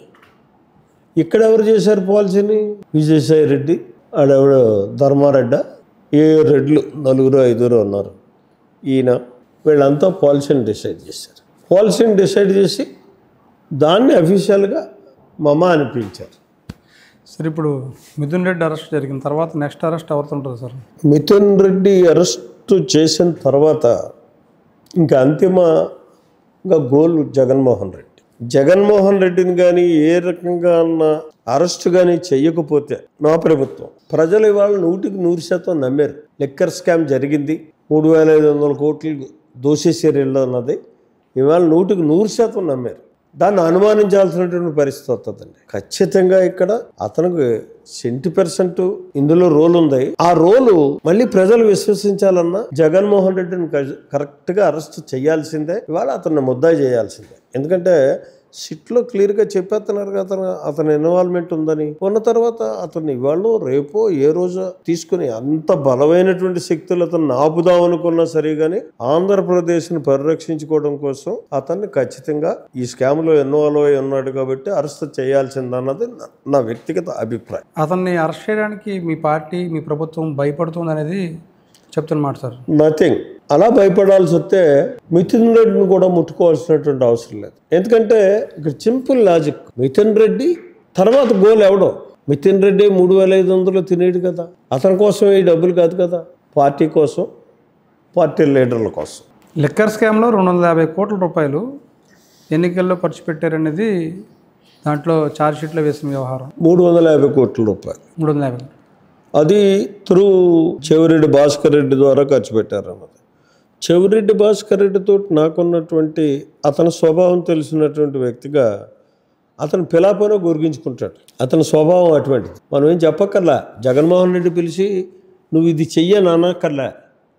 అతనే వెళ్ళి ఈ డబ్బు నేను బట్టుకెళ్ళి పంచి పెడతానంటాడు. అలా మీదేసుకుంటాడు అతను. ఆ స్వభావం అవుతుంది. కాబట్టి దాన్ని మాత్రం పూర్తిగా నమ్ముతాను. ఎప్పుడు ఉంటుంది సార్ జగన్మోహన్ రెడ్డి గారు అరెస్ట్ ఈ వ్యవహారంలో లిక్కర్ దాంట్లో? ఎప్పుడు అని చెప్పడానికి నేనే ప్రభుత్వంలో కీలకమైనటువంటి పాత్ర పోషించట్లేదు. ఒక రాజకీయ నాయకుడిగా 45 సంవత్సరాల రాజకీయ అనుభవం ఉన్నటువంటి వ్యక్తిగా ఈ జరిగినటువంటి ఈ స్కామ్స్ పరిస్థితుల్ని అవగాహన చేసుకున్నటువంటి వ్యక్తిగా జగన్మోహన్ రెడ్డి అరెస్ట్ మాత్రం ఖచ్చితంగా జరిగి తీరుతుందన్నది మాత్రం నాకు పరిపూర్ణమైనటువంటి విశ్వాసం ఉంది. జరగాలి కూడా. జరగకపోతే తెలుగుదేశం ప్రభుత్వానికి నష్టం. ఇది పార్టీకి కాదు, ప్రభుత్వానికి నష్టం, కూటమి ప్రభుత్వం. సార్ మీరు ఇప్పుడు 2019లో కనుక వైఎస్ఆర్సీపీలోనే ఉండి మళ్ళీ గెలుపొంది ఉంటే డిప్యూటీ సీఎం మీకే వచ్చేదనేది మీ అభిమానులు అదేవిధంగా మీ కార్యకర్తలు భావిస్తున్నారు. వైఎస్ఆర్సీపీని వదిలి వచ్చినందుకు ఎప్పుడైనా బాధపడ్డారా? డిప్యూటీ సీఎం పదవి మిస్ అయ్యిందని ఎప్పుడైనా బాధ కలిగిందా మీకు? నేను మొట్టమొదటి చెప్పాను, పదవుల కంటే క్యారెక్టర్కి ప్రాధాన్యత ఇస్తాను, ప్రజలకి ప్రాధాన్యత ఇస్తాను. మీరు అన్నది వాస్తవం. నేను 2019లో వైఎస్ఆర్సీపీలో ఉంటే ఖచ్చితంగా సెకండ్ రోల్ నాదే అవును. నేను వచ్చి చాలా మంచి పని చేశాను అన్న తృప్తి మాత్రం నాకుంది. ఎందుకంటే ఇచ్చినా అక్కడ ఇవ్వలేకపోతుంది. దానికి కారణం ఏంటంటే నేను డిప్యూటీ ఫ్లోర్ లీడర్, అది ఫ్లోర్ లీడర్. మా ఇద్దరిది ఒకటే బెంచ్. అంటే జగన్మోహన్ రెడ్డి మనస్తత్వం చెప్తాను. ఒకటే బెంచ్ అయినప్పుడు ఒకరోజు సడన్గా అన్న ఈ బెంచ్ల మీద కూర్చోకుండా ఇంకో వేరే సీట్ నువ్వు కూర్చో, ఇది అసెంబ్లీ అయ్యా, నీ ఇల్లు కాదు, నా ఇల్లు కాదు. అసెంబ్లీలో కొన్ని రూల్స్ ఉంటాయి, రెగ్యులేషన్స్ ఉంటాయి. సింగిల్ సీట్ నీకు ఎవరో మన ఇద్దరికి కలిసి సీట్ అలాట్ చేశారు. నాకు ఇంకో సీట్ ఇవ్వమంటే ఇవ్వడు కదా. నువ్వు అలాట్ చేసిన సీట్ ఉంది కాబట్టి అందులో కూర్చోమంటాడు స్పీకరు. కాబట్టి నేను ఎక్కడ కూర్చోను. మరి చంద్రబాబు నాయుడుకి ఒకటికి ఎందుకు ఇచ్చారు సీట్? చీఫ్ మినిస్టర్ అది సనాతనంగా ఎప్పటి నుంచో వస్తుంది ఆ ఆనవాయితీ, రూల్ అది. అతనికి ఎందుకు ఇచ్చారు అని అడిగావు కాబట్టి చెప్తున్నాను నీకు. అతని దగ్గరికి ఎవరైనా ఆఫీసులో కానీ ఇంటికి కానీ వెళ్ళలేని వాళ్ళు ఉంటే అసెంబ్లీయే మన అవసరాలు తీర్చుకోవడానికి, మనం ఉన్న సమస్యలు చెప్పుకోవడానికి అవకాశం. నుంచొని చెప్పలేం కదా. నేను వెళ్ళి నుంచొని చెప్పలేను, కూర్చొని చెప్తాను. ఆ సీట్ సింగిల్ సీట్ అందుకు పెడతారు. మంత్రులు వెళ్ళి మాట్లాడుకోవాలనుకున్నా, ప్రతిపక్ష నాయకుడు వెళ్ళి మాట్లాడుకోవాలన్నా నువ్వే వెళ్ళి మాట్లాడచ్చు, నేను వెళ్ళి మాట్లాడచ్చు, ఏ ఎమ్మెల్యే అన్నా వెళ్ళి మాట్లాడచ్చు. దానికోసం అతను కాదు, అది పెడతారు. ప్రివిలేజ్ అది. ఇక్కడ మన ప్రివిలేజ్ ఇది. Floor leader, deputy floor leader. అది ఆయన తెలియక అడిగారంటారా లేదంటే కనుక పక్కన ఎవరు కూర్చోకూడదని అడిగారంట? అతను పక్కన ఎవరు కూర్చోకూడదు. నెక్స్ట్ డే అన్న నాకు నువ్వు ఫైల్స్ అయ్యి అందివ్వడం కుదరదు కదా. ఫైనాన్స్ మినిస్టర్ బొగ్గన కూర్చుంటాడు, ఫైల్స్ ఇస్తాడు నాకు. ఇది డిస్కషన్ జరుగుతుంది అక్కడ, చర్చ ఏదో ఉందండి. చర్చ మీద కూర్చోబెట్ట తప్పే ఉందా? దానికి తప్పలేదు అని చెప్పి నేను పక్క వెళ్ళి కూర్చున్నాను. వాడు కూర్చున్నాడు. ఆ రోజుకి అయిపోయాడు. నెక్స్ట్ డే కూడా మళ్ళీ తీసుకెళ్ళి అక్కడే కూర్చోబెట్టుకున్నాడు. నేను వెళ్ళి నీ సీట్లో నువ్వు కూర్చోవయా అని చెప్పి వెళ్ళి నేను నా సీట్లో నేను కూర్చున్నాను. తర్వాత ఏమైంది సార్? దాని తర్వాత ఏమైంది? అది కాదు, ఆడ అన్నాడు, అన్న నన్ను ఇక్కడ కూర్చోమంటున్నాడు, ఏం చెప్పమంటావు, నువ్వైతే లెగిసిపోతావు ఎవరన్నా వస్తేని, అన్నం లెగమనలేం కదా మనం అన్నాడు. ఇది లెగమంట పెట్టాయా, నా సీటుని నాకు వదిలేసి సీటు వదిలేసి పోమంటుంటే ఇంకంతకంటే అవమానం పెట్టి నాకు అని చెప్పి అతను లెగ్గొట్టాను. నేను కూర్చున్నాను. జగన్మోహన్ రెడ్డి వచ్చి కూర్చొని, అదేటన్నా బొగ్గను కూర్చోమన్నాను కదా ఇక్కడ అన్నాడు. నువ్వెవరు అయ్యా కూర్చోమనడానికి? ఆ సీట్లో నేను కూర్చుంటాను, నీ సీట్లో నువ్వు కూర్చో, లేదనుకుంటే లెటర్ పెట్టు మా డిప్యూటీ ఫ్లోర్ లీడర్కి సీటు మార్చండి అని చెప్పేసి. అప్పుడు స్పీకర్ ఆర్డర్ వేస్తాడు, వేస్తాను, అప్పుడు నేను బయటకు వెళ్తాను చెప్తాను అని చెప్పి నేను కూర్చొని ఉండిపోయాను. అలా తర్వాత ఏమనలేదు సార్? ఆ తర్వాత ఇంకేమనలేదా? ఏమంటాడండి అంటే ఇంకా అక్కడ గతలో వద్దు, ఇంకా ఇప్పుడు అక్కడి నుంచి డిఫర్ అవ్వడం మొదలయ్యాం. అప్పటి నుంచి డిఫరెన్స్ పదైంది. అక్కడి నుంచి డిఫర్ అవ్వడం మొదలెడుతూ ఒకరోజు నేను చేసాడంటే పోలవరం మీద చర్చ జరిగింది. జగన్మోహన్ రెడ్డి పట్టిసీమ పోలవరం దీని మీద సడన్గా నన్ను పిలిచి మార్నింగ్ చర్చ, ఈవినింగ్ చెప్పాడు నాకు, అన్న నేను అర్జెంటుగా బెంగళూరు వెళ్తున్నాను, రేపు అసెంబ్లీలో ఉండలేదు, పోలవరం మీద చర్చ వస్తుంది కదా, నువ్వు మాట్లాడాను అంటే మాట్లాడమంటే పోలవరం మీద చర్చ వచ్చినప్పుడు మన పాలసీ డిఫర్ అవ్వాలన్నాడు. పోలవరం మీద అయితే డిఫర్ అవ్వన్నాయి, పట్టిసీమ మీద డిఫర్ అవుదాం, అది కరెక్ట్గా అంత అవసరం లేదు, అంత డబ్బులు పెట్టేసి 1800 కోట్లు ఖర్చు పెట్టేసి పట్టిసీమ పెట్టేదానికంటే ఆ డబ్బులు పోలవరం మీద పెట్టుంటే కొంత వర్క్ స్పీడప్ అవును కదా అని చెప్పేసి అని వెళ్తాను. మీరు అన్నారు అన్నమాట. సరే ఎలా మేనేజ్ చేస్తాం, మేనేజ్ వెళ్ళు అన్నాడు. మనం చెప్పేది మనం చెప్పాం. పట్టిసీమ మీద డిఫర్ అవ్వడం, దాని మీద చంద్రబాబు నాయుడు ఏదో హేళనగా మాట్లాడితే నేను కొంత గట్టిగా చెప్పడం, బాబు గారు మీరు ఇక్కడ నేను ప్రతిపక్ష హోదాలో మాట్లాడుతున్నాను, మీరు అధికార పార్టీ హోదాలో మాట్లాడుతున్నారు, చంద్రబాబు నాయుడుగా మీరు కాదు, జ్యోతులు ఎవరుగా నేను కాదు, మన రోల్స్ ప్లే చేద్దాం, లేదనుకుంటే నేను కూడా కిందకి వెళ్ళాల్సి వస్తుంది అన్నాను నేను. అదే ఆయనతోటి ఎప్పుడైనా నేను గట్టిగా మాట్లాడింది. రామకృష్ణుడు లేచేదో రామకృష్ణుడు చెప్పాడు, అవసరం లేని దాంట్లోకి నువ్వు కళ చేసుకో రామకృష్ణ గారు, సమాధానం చెప్పాల్సినోడు అయినా అడగాల్సినోడు నేను, అవకాశం ఇవ్వాల్సినోడు స్పీకర్, నువ్వు లెజిస్లేటివ్ పార్టీ ఇదే మంత్రివే, కానీ ఇక్కడ సందర్భం కాదు నువ్వు మాట్లాడేది అని చెప్పి అలా ఏదో కొంత డిస్కషన్ హాట్గానే జరిగింది చంద్రబాబుకి నాకుని. తర్వాత చంద్రబాబు నాయుడు అయిపోయింది, అసెంబ్లీ అయిపోయిన తర్వాత నన్ను పిలిపించాడు చంద్రబాబు. వెళ్ళివ్వండి, నేను ఎప్పుడు మామూలుగా ఏ పనికన్నా సీఎంఆర్ఎఫ్లు కానీ ఇవి కానీ ఉంటే వెళ్ళి చేయించుకునేవాడిని, పనులు కూడా చెప్పేవాళ్ళం. ఏదో పిలిచాడని వెళ్ళాను. వెళ్తే నిన్ను ఎందుకు జగన్మోహన్ రెడ్డి ఈ డిస్కషన్ అవకాశం నీకు ఎందుకు ఇచ్చాడు అన్నాడు.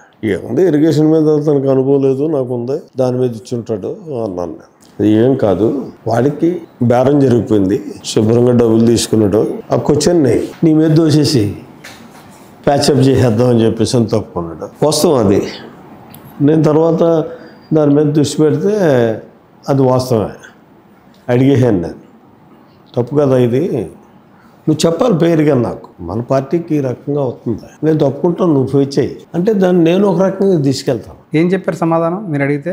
ఏమీ చెప్పడండి, నవ్వు ఊరుకున్నాడు అంతే. మీరు ఇందాక డిప్యూటీ ఫ్లోర్ లీడర్గా ఆయనతో పాటు కూర్చుంటే వెనక్కి వెళ్ళిపోన్నారని, ఇలాంటి అవమానాలు ఇంకేమైనా భరించారా సార్? అందుకనే బయటకు వెళ్ళిపోయారా ఏంటి?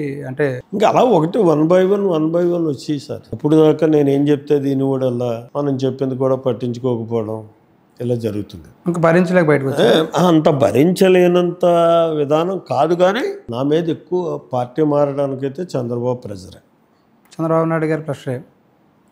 మళ్ళీ తిరిగి అంటే నాకు మనసులో నన్నాళ్ళలోనే నాటిపోయింది కూడా ఏంటంటే, నాకు పొలిటికల్ లైఫ్ అన్నా చంద్రబాబు ఇచ్చాడు. చంద్రబాబు తప్పు వల్ల నేను పార్టీని వదిలేసి వెళ్ళా, కేవలం చిరంజీవి పార్టీ పెట్టాడనే వెళ్ళాం రీజన్ అయితే. దాని మీద సరే ఇంకా అంతలాగా అడుగుతున్నాడు కాబట్టి ఇంక మనం ఇంకెక్కడ ఎలాగా మనకేమీ గుర్తింపు ఉండి పరిస్థితి అంటలేదు. నా స్థాయిలోకి బుగ్గల్ని ఉపయోగించుకోవడం మొదలుపెట్టాడు. రాజీనామా చేయకుండా మీరు పార్టీ మారినట్టున్నారు అప్పుడు అది కూడా బాబు గారిది తప్పు. మీరు రాజీనామా చేస్తున్నారు అప్పుడు?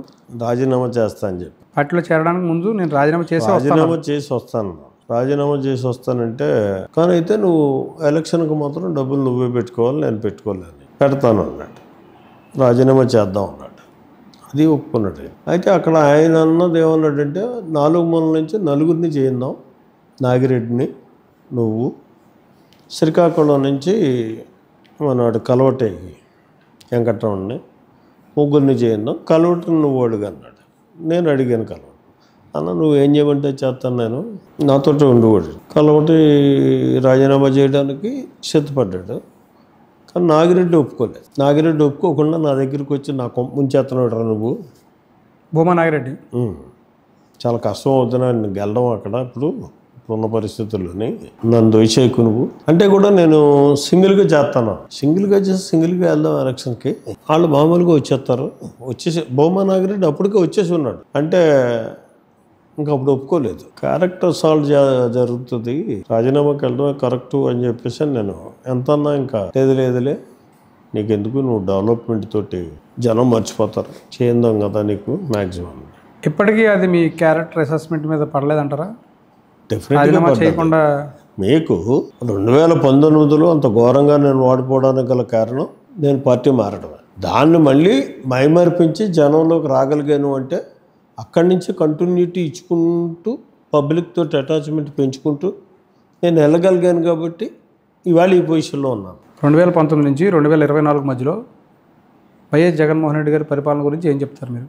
వైఎస్ జగన్ రెడ్డి పరిపాలన అన్నది మాత్రం అన్ని వ్యవస్థల్ని కూడా కూల్చేసింది. ఎందుకంటే పరిపాలన అన్నది ఖచ్చితంగా ప్రభుత్వాలు మారినప్పుడు ప్రయారిటీస్ మారుతాయి. ఒకరికి ఇరిగేషన్ మీద ప్రయారిటీ ఉంటుంది, ఒకరికి ఇండస్ట్రీస్ మీద ప్రయారిటీ ఉంటుంది, ఒకరికి ఎడ్యుకేషన్ మీద, ఇలా రకరకాలుగా ఉంటారు. గత ముఖ్యమంత్రులు తీరు చూస్తే మనం కొంతమంది న్యూట్రల్గా ప్రభుత్వంలో నడిపించుకుపోతారు వనరులను బట్టి. ఇక్కడ వైఎస్ జగన్మోహన్ రెడ్డి ఏం చేశాడంటే మొత్తం వ్యవస్థలనే కుప్పకూల్చేసింది. మీరు ఒకసారి చూడండి, ఆంధ్రప్రదేశ్కి అతి కీలకమైనటువంటి వనరు వ్యవసాయ వ్యవస్థ. ఆ వ్యవసాయం బాగుండాలనుకుంటే ఇరిగేషన్ కావాలి.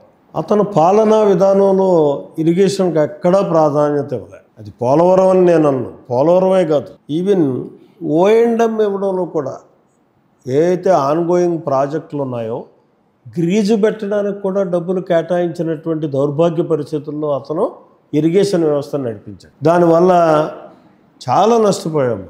మీకు అన్నమయ్య గేట్లు స్ట్రక్ అయిపోవడం ఏంటండి? దాని మెయింటెనెన్స్లో చేస్తే గేట్లు స్ట్రక్ అవ్వవు కదా. ఆ రోజు దాన్ని ఎత్తేసుకుంటే ప్రాజెక్ట్ పోదు కదా. మొత్తం ప్రాజెక్ట్ కొట్టుకుపోయి వీడి అసమర్థత వల్ల, వీళ్ళ అనాలోచిత విధానం వల్ల. అది ఒక్కటే కాదు, మీకు ఎక్కడైనా సరే టోటల్గా ఏ ఇరిగేషన్ ప్రాజెక్ట్కి కూడా మనం ప్రధానంగా అది ప్రభుత్వం ఎవరు చేస్తున్నారు అన్నది కాదు, ఆంధ్రప్రదేశ్ విధానంలో మాత్రం ఖచ్చితంగా ఇరిగేషన్కి ప్రాధాన్యత ఇవ్వాల్సినటువంటి అవసరం ఉంటుంది. అది కూడా నిర్మాణానికి, నూతన ప్రాజెక్టుల నిర్మాణానికి ఎంత ప్రాధాన్యత ఇస్తున్నావో ఓల్డ్ ప్రాజెక్టుల యొక్క నిర్వహణకు కూడా అంతే ప్రాధాన్యత ఇవ్వాలి మనం. ఆ ఇచ్చినప్పుడే వ్యవస్థ సక్రమంగా నడుస్తుంది. దాన్ని సర్వనాశనం చేసి పారేసేది వన్ థింగ్. రెండోది, అభివృద్ధి చెందుతున్నటువంటి దేశంలో ప్రధానమైనటువంటి రోల్ ప్లే చేసేది రియల్ ఎస్టేట్ వ్యవస్థ. ఆ రియల్ ఎస్టేట్ వ్యవస్థను కూడా కుప్పకూల్చేసేది. దానికి కుప్పకూల్చడానికి కారణం ఏదైతే 3 రాజధానులను పెట్టి బొమ్మాట ఆడించాడో, రియల్ ఎస్టేట్ వ్యవస్థ అన్నది నిలబడాలి అనుకుంటే ఆ రోజుల్లో అప్పుడున్న టైంలో నువ్వు ఎప్పుడైతే అమరావతికి ప్రాధాన్యత ఇచ్చి అక్కడ రియల్ ఎస్టేట్ నువ్వు ప్రోత్సహించగలిగితే యావత్ ఆంధ్రదేశంలో ఉన్నటువంటి సిటీస్ అన్నీ కూడా రియల్ ఎస్టేట్ వ్యవస్థ బతుకులు. ఎందుకంటే అక్కడ పెరిగినటువంటి విధానంలో వచ్చే డబ్బులన్నింటినీ కూడా మనకు బయటికి తెచ్చి బయట పెడతారు. మీకు చంద్రబాబు నాయుడు గారు 2019 ఆఖరి దశలో కొన్ని బాండ్స్ అమ్మాడు అమరావతి సంబంధించి. ఎంత హైక్ వెళ్ళాయండి. ఆ హైక్ అలాగే నడిచింది అనుకోండి, ఆ డబ్బంతా కూడా మనకి పర్కులేట్ అవ్వదు. విశాఖపట్నానికి వెళ్ళు, తిరుపతికి వెళ్ళు, రాజమండ్రికి వచ్చు, కాకినాడకి వచ్చు. ఆ వ్యవస్థను ఆ రకంగా కుప్పకూల్చేసాయి. అంతెందుకు, చిన్న ఇది ఒక శాండ్ పాలసీని సక్రమంగా తయారు చేయలేనటువంటి విధానంలో ఈ తాపీ మేస్త్రులు కానీ ఆ వ్యవస్థనే కూల్చేసాడు కదా. మరి 14-19 మధ్యలో కూడా శాండ్ పాలసీని రూపొందించడంలో చంద్రబాబు నాయుడు ప్రభుత్వం కూడా, అప్పుడు కూడా ప్రభుత్వం కూడా విఫలమైంది కదా సార్. మీకు చంద్రబాబు నాయుడు ప్రభుత్వం ఆ రోజు విఫలమైనా సరే కానీ శాండ్ దొరక్కపోలేదు. రూపాయికో 2 రూపాయలకో ఎక్కువకో తక్కువకో శాండ్ దొరికింది. పనులు కంటిన్యూ అయినాయి. మొత్తం ఆ వ్యవస్థలో పనిచేసేటటువంటి అన్ని వర్గాలకి పని కలిగింది. ఇక్కడ నేను చంద్రబాబు నాయుడు సపోర్ట్ చేస్తున్నాను కాదు, వ్యవస్థలో లోపం ఉన్నా ఆ వ్యవస్థ వల్ల అక్కడ ప్రధానమైనటువంటి ఇసుక ఆగిపోలేదు. ఇక్కడ ఏమైంది, 8 మాసాలు 9 మాసాలు ఇసుక దొరకనటువంటి పరిస్థితి వచ్చేసింది. వచ్చేయడంలో ఆల్ ఆఫ్ ది సడన్ మొత్తం నిర్మాణ వ్యవస్థ ఆగిపోయింది. నిర్మాణ వ్యవస్థ ఆగిపోవడంలో సుమారు 11 వర్గాలకి పని లేకుండా పోయింది. దాని మీద ఆధారపడే వాళ్ళకి జీవనాధారం లేకుండా పోయింది. అంటే వ్యవస్థ కొలాప్స్ అయిపోవడం అన్నది అది. అంటే మొత్తం వ్యవస్థలన్నింటినీ ఆయన ఏఎంలో కొలాప్స్ చేశాడు. ఒక్క దాని కాదు, అలాగే ఉద్యోగ వ్యవస్థ. ఉద్యోగులకి ఎప్పుడు జీతాలు పడతాయో తెలీదు, ఎప్పుడు ఏం జరుగుతుందో తెలీదు. అయోమయంలో వాళ్ళంతా కూడా ఉద్యోగాలు చేశారు. ఫంక్షన్ అంటే వయోవృద్ధులే కదా. నేను అనేది ఈ పెన్షన్లు కాదు, అవ్వాతాతల పెన్షన్ల గురించి కాదు మాట్లాడేది. రిటైర్డ్ ఎంప్లాయీస్ వాడు బడ్జెట్ ప్రకారం నడుచుకుంటాడు. వాడు చిన్నప్పటి నుంచి అలవాటు అది, ఉద్యోగంలోకి వచ్చిన దగ్గర నుంచి. వీడు ఎప్పుడు ఇస్తాడో తెలీదు, అసలు ఇస్తాడో లేదో తెలీదు. వాళ్ళ పరిస్థితి ఆ రకంగా అయోమయంలో పడిపోయి, అంటే మొత్తం మనీ సర్క్యులేషన్ అన్నది కంప్లీట్గా క్లోజ్ అయిపోయి వన్ వే ట్రాఫిక్. అది తాడేపల్లికి వెళ్ళిందని అంటాను నేను. 2019 నుంచి 24 మధ్యలో సక్రమంగా మేము ఏదైతే ఎన్నికల ముందు హామీ ఇచ్చామో అన్ని పథకాలన్నింటినీ కూడా మేము అమలు చేసాము. ప్రతిదానికి కూడా పారదర్శకంగా మేము స్కీమ్స్ని మేము బటన్ నొక్కి అమలు చేసామనేది ఆయన చెప్తున్నమాట. 3,80,000 కోట్లు ఎంతో అప్పులు జరిగాయి మా 5 ఏళ్ళలో. కేవలం 2024 నుంచి 25 మధ్యలో, అంటే కేవలం ఏడాది కాలంలోనే 1,50,000 పైగా కోట్ల అప్పులు ఈ ప్రభుత్వం చేసింది అనేది మొన్నే జగన్మోహన్ రెడ్డి గారు ఆరోపించారు. ఏం చెప్తారు సార్? అప్పులు పాలైందా అవ్వలేదా ఈ రాష్ట్రం? ఇప్పుడు జగన్మోహన్ రెడ్డి పాలనలో నేను 3,50,000 కోట్ల రూపాయలే అప్పులు చేశాను. అతను చేసింది 10,000 కోట్లు, 10 లక్షల కోట్ల పైబడి అప్పులు చేశాడు. అతను చేసినటువంటి అప్పులు ఎలా చేశాడు? ఇన్ని కార్పొరేషన్స్ దేనికి పెట్టాడు? ఈ కార్పొరేషన్లు అన్నిటి నుంచి కూడా తనఖా పెట్టి అప్పు తెచ్చాడు. అవన్నీ లెక్క చెప్పడం. నేను ఏదో రిజర్వ్ బ్యాంకులో తెచ్చినటువంటి అప్పులు ఏవైతే ఉన్నాయో 3,50,000 కోట్లు. ఏ ప్రభుత్వం అయినా సరే అండి, మీకు ఎప్పుడు కూడా సంక్షేమంతో పాటు అభివృద్ధిని కూడా నడిపించాలి. సంక్షేమం అన్నది కూడా 2 రకాలుగా ఉండాలి.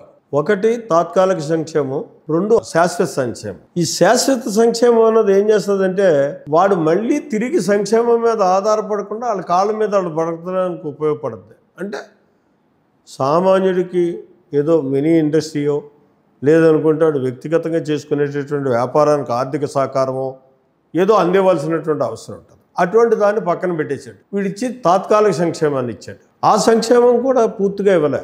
తినడానికి అలవాటు పడ్డాం, ఎప్పుడు వస్తుందని చూడడానికి అలవాటు పడ్డాం తప్పించి మన కాళ్ళ మీద మనం కష్టపడి పని చేసుకుని నిధులు సంపాదించుకుందాం అనేటటువంటి ఆలోచన మర్చిపోయాం. ఈ ప్రభుత్వం వచ్చినది కూడా అదే విధంగా జరుగుతుంది. నేను దానికే చెప్తాను.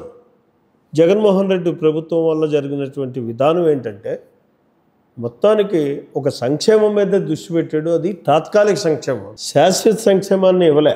ఎక్కడ ఏ స్మాల్ స్కేల్ ఇండస్ట్రీస్ వ్యవస్థ ఏమైపోయిందండి? ఎవడైనా కొత్తగా ఒక ఫ్యాక్టరీ కట్టించగలిగామా? మనం ఒక చిన్న వ్యవస్థను పెట్టించగలిగామా? జగన్మోహన్ రెడ్డి గారి ప్రభుత్వంలో ఒక ఎంటర్ప్రైనర్ తయారయ్యాడా? అదే తాత్కాలిక సంక్షేమం అంటే, శాశ్వత సంక్షేమం అంటే. మరి మీరు ఇక్కడ ఒక్కసారి ఇక్కడ ఏదైతే అభివృద్ధి అన్నది చెప్పండి సార్ నాకు. జగన్మోహన్ రెడ్డి చేసినటువంటి అభివృద్ధి ఏంటి? ఎక్కడ అతను ఆస్తిని పెంచగలిగాడు? ఎక్కడ దానివల్ల ఆదాయం వచ్చింది? ఒకసారి ఆలోచించండి. ఫ్యాక్టరీ నిర్మాణం జరిగితే దానివల్ల ఆదాయం వస్తుంది, లేదు ఒక ఇరిగేషన్ ప్రాజెక్ట్ నిర్మాణం జరిగితే దానివల్ల ఆదాయం వస్తుంది. ఆ వైపు ఎక్కడ కూడా ఆలోచన చేయలేదు కదా. అంటే మరి ఫిషింగ్ హార్బర్లు నిర్మాణం ఆయన హయాంలోనే ప్రారంభమైంది. దాదాపుగా 9 ఫిషింగ్ హార్బర్లు ఎన్నో, మూలపాడు కావచ్చు, మచిలీపట్నం కావచ్చు, ఈ విధంగా పోర్ట్ నిర్మాణం కూడా అప్పుడే ప్రారంభమైంది. మరి అవి అభివృద్ధిలోకి రావంటారా? ఇక్కడ నేను చెప్పేది ఏంటంటే ఆయన వల్లే జరిగిపోలేదు. గత ప్రభుత్వంలో చేసినటువంటి కార్యక్రమాలన్నింటినీ ఇప్పుడు అందరినేవా ఉంది సార్. నేను నీరు ఇచ్చానని ఎప్పుడు పుట్టింది అందరినేవా? ఎప్పుడు కంప్లీట్ అయింది? అది పార్ట్ ఆఫ్ ఇది. నీరు ఇవ్వడం వరకు చాలా సంతోషం. చంద్రబాబు నాయుడు గారు ఎంతవరకు ఇచ్చాడు? ఇంకా పూర్తి చేయాల్సింది ఉంది. ఇవాళ నేను తప్పట్లు కొట్టేసుకుంటే సరిపోదు. అలాగే ఆయన చెప్పినటువంటి ఇవన్నీ కూడా తన వనరులు పెంచుకోవడానికి ఎక్కడ అవకాశం ఉంటుందో అక్కడల్లా దృష్టి పెట్టాడు తప్పించి ప్రజల వనరులు పెరిగేటటువంటి విధానంలో ఉండేటటువంటి ఏ వ్యవస్థని కూడా అతను బతకనీయలేదు అని మాత్రం నిర్మమాటంగా చెప్పగలదు. ఇక చంద్రబాబు నాయుడు గారి గురించి 1,50,000 కోట్ల అప్పుల గురించి 1,86,000 కోట్ల 1,56,000 కోట్లు అంటున్నారు. 1,86,000 కోట్లు అని చెప్పి మొన్నే ఆయన ఆ అప్పు అతను చెప్పింది కరెక్టా కాదా అన్నది మాత్రం నాకు తెలీదు. ఎందుకంటే అంత విజ్ఞానం నాకు లేదు. అది ఎప్పుడు తెలుస్తుందంటే రేపు అసెంబ్లీ జరిగినప్పుడు, రేపు బడ్జెట్ నెక్స్ట్ బడ్జెట్ వచ్చినప్పుడు వీళ్ళు ఎంత అప్పు చేశారు, ఎంత ఖర్చు పెట్టారు అన్నది మా దగ్గరకు వస్తుంది. చంద్రబాబు నాయుడు చేసినటువంటి విధానం చెప్తున్నాను. సంక్షేమాన్ని అభివృద్ధిని రెండింటినీ కూడా సమపాళ్లలో నడిపించగలిగాడు ఈ సంవత్సర కాలంలోనే. రోడ్లు ఎంత అధ్వాన్నంగా ఉండేయండి. రోడ్డు అన్నది నిజంగా సక్రమంగా లేకపోతే ప్రజలకి ఎంత ఇబ్బంది అండి. ఇబ్బంది అంటే వాడు ప్రయాణం చేయడానికి కాదు, వాడు కొనుక్కునే ప్రతి నిత్యావసర వస్తువు మీద కూడా రేటు ఎక్కువ పడుతుంది. ఇప్పుడు కాకినాడ నుంచి ఏకదమ్గా వచ్చేసి రోడ్డు ఉన్నట్టయితే 1000 రూపాయలకు వస్తాడు లారీ వాడు. అదే గోతుల రోడ్డు ఉన్నట్టయితే 3000 కావాలంటాడు. అంటే ఆటోమేటిక్గా ఈ 2000 ఎవడి మీద పడతాయి? వినియోగదారుడి మీద పడతాయి. ఇవాళ చంద్రబాబు నాయుడు వచ్చిన తర్వాత వినియోగదారుడి మీద ఆ భారం పడకుండా ఉండడం కోసం మొత్తం రోడ్లన్నింటినీ కూడా ప్యాచ్ వర్క్ చేయించాడు. పక్కా రోడ్లుగా నిర్మాణం జరుగుతున్నాయి. ఇవన్నీ పెట్టుబడులు, అభివృద్ధి. ఈ అభివృద్ధి ద్వారా వచ్చేటటువంటి ఆదాయ వనరు. అంటే ఈ ప్రభుత్వం ఏడాది కాలంలోనే అభివృద్ధితో పాటు సంక్షేమం కూడా కొనసాగిస్తుంది అంటున్నారు.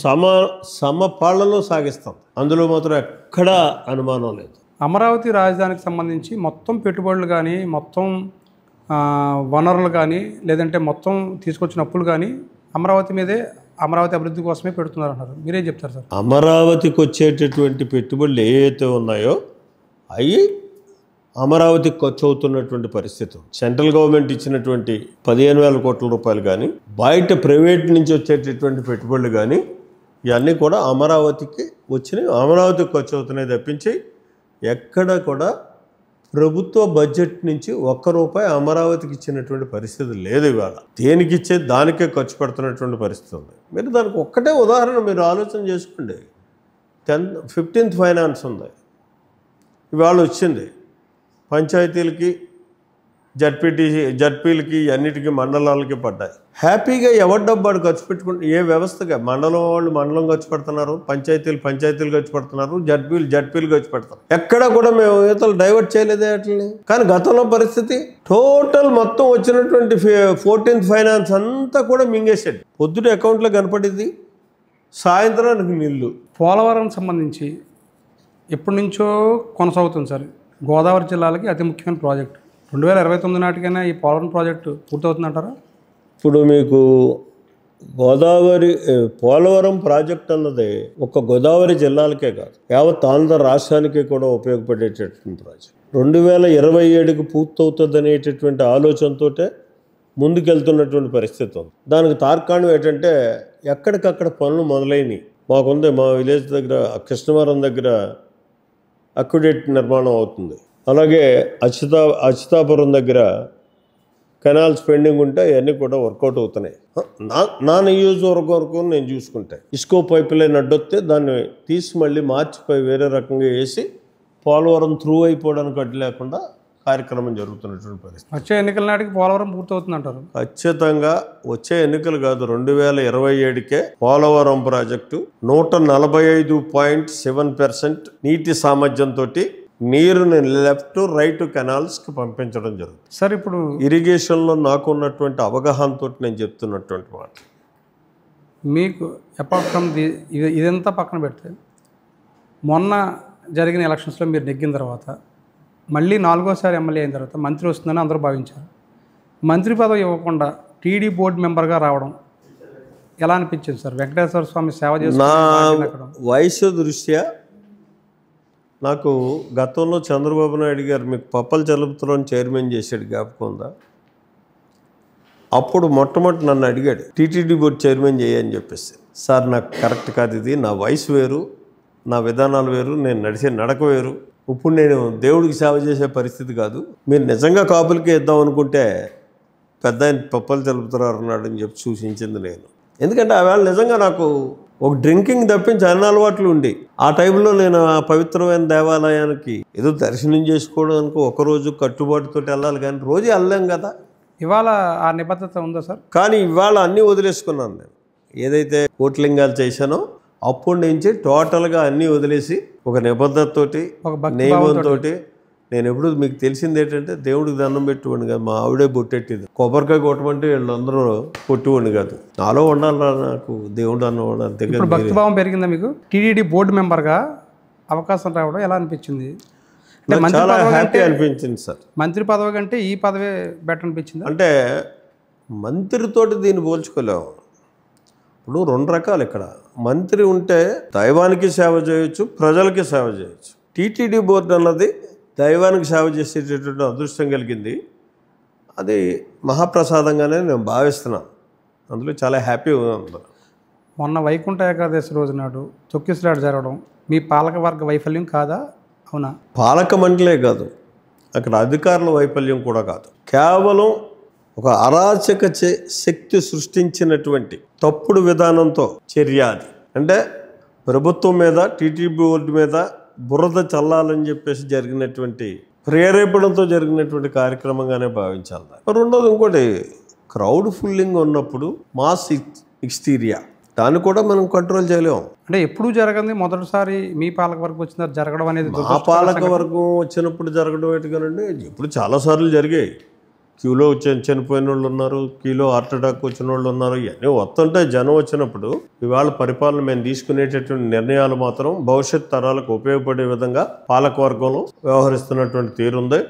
మీకు ఒక్కటే చెప్తున్నాను, హిందూ ధర్మాన్ని పరిరక్షించడం కోసం మేము తీసుకున్నటువంటి మొట్టమొదటి నిర్ణయం ఏంటంటే, ఎవరైతే హిందూ వ్యతిరేక శక్తులు అక్కడ పనిచేస్తున్నారో, అన్య మతస్థులు ఎవరైతే పనిచేస్తున్నారో వాళ్ళందరినీ కూడా బయటకు పంపే కార్యక్రమాన్ని తీసుకున్నాం. అది హిందూ ధర్మాన్ని పరిరక్షించారు. కల్తీ నెయ్యికి సంబంధించి ఎంక్వైరీ ఎంతవరకు వచ్చింది సార్? అది నిజంగా వాస్తవంగా కల్తీ నెయ్యి అనేది వినియోగించారు అప్పట్లో? డెఫినెట్గా వినియోగించారు. దానికి తార్కాణం ఇవాళ ఉన్నటువంటి ప్రసాదానికి ఆ రోజు ఉండేటటువంటి ప్రసాదాన్ని మనం బేరీ చేసుకుంటే చాలా వెరీ క్లియర్గా అర్థమవుతుంది. నేను అనుకోవడం మాత్రం అంత దుర్మార్గం ఆవు మాంసంతో లేకపోతే ఇంకో దానితో నెయ్యి చేశారన్న మాత్రం నేను అనుకోవట్లేదు.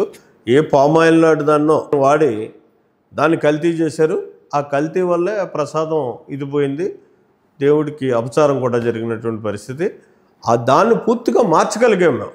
మళ్ళీ ఏదైతే ఓల్డ్ సిస్టంలో ఎవరైతే మనకి సరఫరా చేసేవాళ్ళో అందులో నేను పర్చేజ్ కమిటీ నాదే, వాళ్ళనే పిలిపించి బతిమాలి వాళ్ళ దగ్గర నుంచి తీసుకుంటున్నాం నెయ్యి. ఇప్పుడు సరే, ఇప్పుడు టీటీడీ పాలకవర్గ సభ్యుడిగా మీ పాలకవర్గం సామాన్య భక్తులకు స్వామివారి దర్శనం త్వరితగతిన అయ్యేందుకు తీసుకుంటే చర్యలు ఏంటి సార్? గతంతో చూసుకుంటే కనుక కనీసం 3-4 గంటల సమయం పైన ఎక్కువ పడుతుంది. ఇప్పుడు ప్రస్తుతం అయితే మా బోర్డు వచ్చిన తర్వాత భక్తులు దర్శనం కూడా పెరిగిందండి. నిన్నటి రోజు చూసుకుంటే మీకు 87,000 మంది అయ్యారు సుమారు. దీని మీద ఒక ప్రధానమైనటువంటి దృష్టి పెట్టడం జరిగింది బోర్డు. ఇప్పుడు వైకుంఠం 2 దాకా 2 కాంప్లెక్స్ ఉందండి, 1, 2. ఇప్పుడు వైకుంఠం 3 కాంప్లెక్స్ కూడా కట్టాలి. కట్టి అది సాధారణ భక్తులకి, సామాన్య భక్తులకి అందరికీ కూడా అక్కడ ఎంట్రన్స్ ఇవ్వాలి. అక్కడి నుంచే అంటే క్యూ లైన్ తగ్గించాలి అన్నది మా ఉద్దేశం. క్యూలో లేకుండా వైకుంఠంలోకి వస్తే కూర్చొని ఉంటారు. దాన్ని బట్టి అన్ని సౌకర్యాలు కూడా అక్కడ ఉంటాయి. అందిన దాన్ని బట్టి వాళ్ళు కూడా ఫ్రీగా దర్శనం చేసుకోవడానికి అవకాశం ఉంటుంది అన్నది. 2 స్లాట్ కూడా ఇప్పుడు ఎలాగంటే రెండో ఆలోచన, మేము అలిపిరి ఉంది కదా, అలిపిరిలో ఒక 50 ఎకరాల భూమిలో గత ప్రభుత్వం ఏం చేసిందంటే ఒక నవాబులకి వరకు టూరిజం డిపార్ట్మెంట్ ద్వారా హోటల్ కట్టుకోవడానికి ఇచ్చింది. ముంతాజ్ హోటల్ ఏదో సమ్ పేరు. దాన్ని ఫస్ట్ బోర్డు మీటింగ్లోనే మేము క్యాన్సిల్ చేసాం. అక్కడ మనం టీటీడీ భక్తుల కోసం మాది 35 ఎకరాలు ఉంటే గవర్నమెంట్ది ఇంకో 15 ఎకరాలు ఉంది అక్కడ. ఆ 15 ఎకరాలకి కూడా మేము వేరే ప్లేస్లో 15 ఎకరాలు గవర్నమెంట్కి ఇచ్చి మొత్తం 50 ఎకరాల్లోనే కూడా ఒక కాంప్లెక్స్ కట్టాలని సామాన్యులకు అందరికీ కూడా, సామాన్య భక్తులందరినీ అక్కడికి రూమ్సు, డార్మెంటరీసు అలా మొత్తం టోటల్గా ఒక 25,000 మంది భక్తులు అక్కడ అకామిడేట్ అయ్యేలా చేయాలన్నది మా ఆలోచన. దాన్ని తొందరలోనే ముఖ్యమంత్రి గారు కూడా వచ్చి శంకుస్థాపన చేస్తారు. దాన్ని కూడా ముందుకు తీసుకెళ్తున్నాం. దాని మీద ఉచిత బస్సులు వేసి ఇక్కడి నుంచి ఉచిత బస్సు మీద కొండ మీదకి తీసుకెళ్ళి వాళ్ళకి దర్శనం ఇప్పించాలి. వచ్చిన ప్రతి భక్తుడికి కూడా అక్కడే స్లాట్ వేస్తారు. ఆ స్లాట్ ప్రకారం ఏ టైం అయితే ఆ టైంకి వెళ్ళి అక్కడ దర్శనం చేసుకుని వచ్చేస్తారు. అంటే వితిన్ 1 to 2 అవర్స్లో దర్శనం, కొండ మీదకి వెళ్ళిన తర్వాత 2 అవర్స్లో వీళ్ళు దర్శనం చేసుకుని బయటకు వచ్చేటటువంటి పరిస్థితి కల్పించాలి అని చెప్పేసి ఇప్పుడు ఆ 25,000 మందికి ఇక్కడ అకామిడేషన్ చేసి ఫ్రీ బస్ మీద తీసుకెళ్ళి చేయాలి అన్నది మా ఆలోచన. అంటే భక్తుడికి అప్పుడు ఫ్రీగా ఇక్కడ ఉంటాడు, ఉన్న టైం అతనికి స్లాట్ ఏ టైం అయితే వేసామో ఆ టైంకే వెళ్ళి దర్శనం చేసుకుని వచ్చేస్తాడు. ఈ క్యూ కాంప్లెక్స్లో తిరగడం అని, పిల్లలు ఇబ్బంది పెట్టడం అని ఇటువంటివి లేకుండా ఫ్రీగా అకామిడేషన్లో ఇక్కడ ఉంటాడు. అది పరిస్థితి. ఎప్పటి లోపల దీన్ని కార్యరూపంలోకి తీసుకురాబోతున్నారు సార్? ఇది ఇప్పుడు ఈ మోడం వెళ్ళిన తర్వాత ముఖ్యమంత్రి గారితో శంకుస్థాపన చేయడం జరుగుతుంది. దాన్ని ఎల్ఎన్టీ లాంటి పెద్ద సంస్థ కూడా మేము దాన్ని అప్పచెప్పాలని చెప్పేసి ఆలోచన చేస్తున్నాం. ఎందుకంటే స్ట్రాంగ్ ఉండాలి, తొందరగా రావాలి, క్వాలిటీ ఉండాలి. బోర్డు అడ్మినిస్ట్రేషన్ అంతా ఒక దిక్కుని తీసుకొచ్చే విధానంలో ఒక బిల్డింగ్ నిర్మాణం చేయాలని కూడా నిర్ణయం తీసుకున్నారు బోర్డులో. అది కాకుండా కూడా సామాన్యులకి అందుబాటులో రావడం కోసం ఇంకా అక్కడ డార్మెంటరీస్, రూమ్స్ కూడా ఏ అయితే ఓల్డ్ బిల్డింగ్స్ ఉన్నాయో అవన్నిటిని డిస్మాంటిల్ చేసి దాని పరిధిలో ఈ రూమ్స్ కూడా కట్టాలనేటటువంటి ఆలోచన. అంటే సామాన్యుడికి అన్ని రకాలుగా అందుబాటులోకి తీసుకురావాలి అన్నటువంటి కాన్సెప్ట్తో ఈవేళ బోర్డు పనిచేస్తున్నటువంటి పరిస్థితి ఉంది. చంద్రబాబు నాయుడు గారు కూడా అదే ఆదేశాలు ఇవ్వడం మాకు జరిగింది. ఆ ఆదేశానికి అనుగుణంగానే ఇప్పుడు ఆ కార్యక్రమాలు తీసుకుంటున్నాం. ఉమ్మడి తూర్పుగోదావరి జిల్లాలో సీనియర్లకు అన్యాయం జరిగింది తెలుగుదేశం పార్టీలో అనేది ఒక వాదన వినిపిస్తుంది. ముఖ్యంగా కాపు నాయకులకి, అంటే మీలాంటి 4 దఫాలు ఎమ్మెల్యేగా ఎన్నికైన వ్యక్తులకు కావచ్చు, మేము అదేవిధంగా నిమ్మకాయల చంద్రరాజప్ప లాంటి సీనియర్ నేతలకు కావచ్చు, బీసీ నేత వనమాడి వెంకటేశ్వరరావు కావచ్చు, అదేవిధంగా 6 సార్లు ఎమ్మెల్యే అయిన గోరెంట్ల బుచ్చి చౌదరి లాంటి వాళ్ళు కావచ్చు, ఎందుకు మంత్రి పదవులు రాలేదు సార్? ఏ కారణం చేత మీలాంటి సీనియర్లను పక్కన పెట్టడం జరిగింది? ఇప్పుడు పార్టీ పుట్టి 40 సంవత్సరాలు పైబడ్డది. మేమంతా కూడా పార్టీ ఆవిర్భావం నుంచి ఇంచుమించులో సంవత్సరం అటు ఇటులో ఉన్నవాళ్ళం. మేము 4 సార్లు ఎమ్మెల్యేలు చేసాం, 5 సార్లు ఎమ్మెల్యేలు చేసాం. ఇందులో 6 సార్లు కూడా ఎమ్మెల్యేలు చేసిన వాళ్ళు ఉన్నారు. వాళ్ళు మంత్రి పదవులు అనుభవించిన వాళ్ళు ఉన్నారు. ఎవరికీ అన్యాయం జరగలేదు ఇక్కడ. ఎవరి స్థాయిలో వాళ్ళకి ఎప్పుడూ పార్టీ గుర్తిస్తూ వాళ్ళకి అవకాశాలు ఇస్తూ ముందుకెళ్తున్నటువంటి పరిస్థితి ఉంది. మా గౌరవాలు మాకు ఉన్నాయి. అయితే పార్టీ భవిష్యత్తులో కూడా మనగలగాలనుకుంటే సీనియర్స్తో పాటు కూడా జూనియర్స్ని కూడా మనం ఎంకరేజ్ చేయాల్సినటువంటి అవసరం ఉంది. అదే దృష్టితో ఇవాళ పార్టీ 43 సంవత్సరాలు అయినటువంటి సందర్భంలో 50% సీనియర్స్, 50% జూనియర్స్ని పెట్టుకొని మంత్రివర్గాన్ని తీసుకెళ్ళినట్టయితే, అలాగే వివిధ పదవుల్లో కూడా అదే రకంగా సర్దగలిగినట్టయితే వీళ్ళందరూ తర్ఫీదై వీళ్ళు కూడా పార్టీని ముందుకు తీసుకెళ్ళడానికి అవకాశం ఉంటుంది అనేటటువంటి ఆలోచనతో ఇవాళ జోడించి పనిచేస్తున్నటువంటి పరిస్థితి ఉంది తప్పించి ఎక్కడ ఎవరికీ అన్యాయం మాత్రం జరగలేదు. బట్ నా మటుకు నన్ను చూసుకుంటే ఇవాళ తిరుపతి దేవస్థానంలో సేవ చేసుకునేటటువంటి కలియుగ వైకుంఠుడికి సేవ చేసుకునే అదృష్టం కల్పించారు. ఇంకా అంతకంటే నాకు కావాల్సిందే ఉందా? కాపులు ఎవరు అసంతృప్తిగా లేరు సార్ ఈ ఉమ్మడి గోదావరి జిల్లాలో? అసంతృప్తి అన్నది సహజం సార్ రాజకీయాల్లో. ఎందుకంటే ఏ రాజకీయ నాయకుడైనా సరే ఏదోటి ఆశించే రాజకీయాల్లో ఉంటాడు. అనుకున్నప్పుడు అయ్యింది అనుకుంటే వాడికి సంతోషం ఉంటుంది, అవ్వకపోయినప్పుడు అసంతృప్తి ఉంటుంది. అసంతృప్తి ఉన్నా సరే కానీ వాళ్ళందరినీ సంతృప్తి చేసేటటువంటి విధానంలోనే భవిష్యత్తులో చంద్రబాబు నాయుడు గారి నిర్ణయాలు ఉంటాయి. ఇప్పుడు జనసేన ఎవ్రీ 2 ఇయర్స్కి కూడా ఇప్పుడు ఈ నామినేటెడ్ పోస్టులు ఉన్నాయి. 2 సంవత్సరాలకు ఒకసారి మార్పులు జరుగుతాయి. 2 సంవత్సరాలే కదా పదవులు ఎత్తున్నారు. ఆ ఇచ్చిన వాళ్ళందరూ మళ్ళీ మార్పులు జరుగుతాయి. కొత్త వాళ్ళకి ఎవరైతే ఇప్పుడు ఇంకా రాని వాళ్ళు ఉన్నారో వాళ్ళందరికీ కూడా ఇచ్చే పరిస్థితి ఉంటుంది. పవన్ కళ్యాణ్ గారు తూర్పుగోదావరి జిల్లా నుంచి పోటీ చేయడం వల్ల, ఎస్పెషల్లీ పిఠాపురం నియోజకవర్గం నుంచి ఎమ్మెల్యేగా ఎన్నిక కావడం వల్ల ఆయనకు డిప్యూటీ సీఎం పదవి ఈ గోదావరి జిల్లాల కాపు కోటా నుంచి వచ్చింది అనేది అందరూ చెప్పే మాట. ఈ నేపథ్యంలో ఈ గోదావరి జిల్లాలో ఉన్న తెలుగుదేశం పార్టీ నాయకులకు నష్టం జరిగిందంటారు, వాస్తవేనా?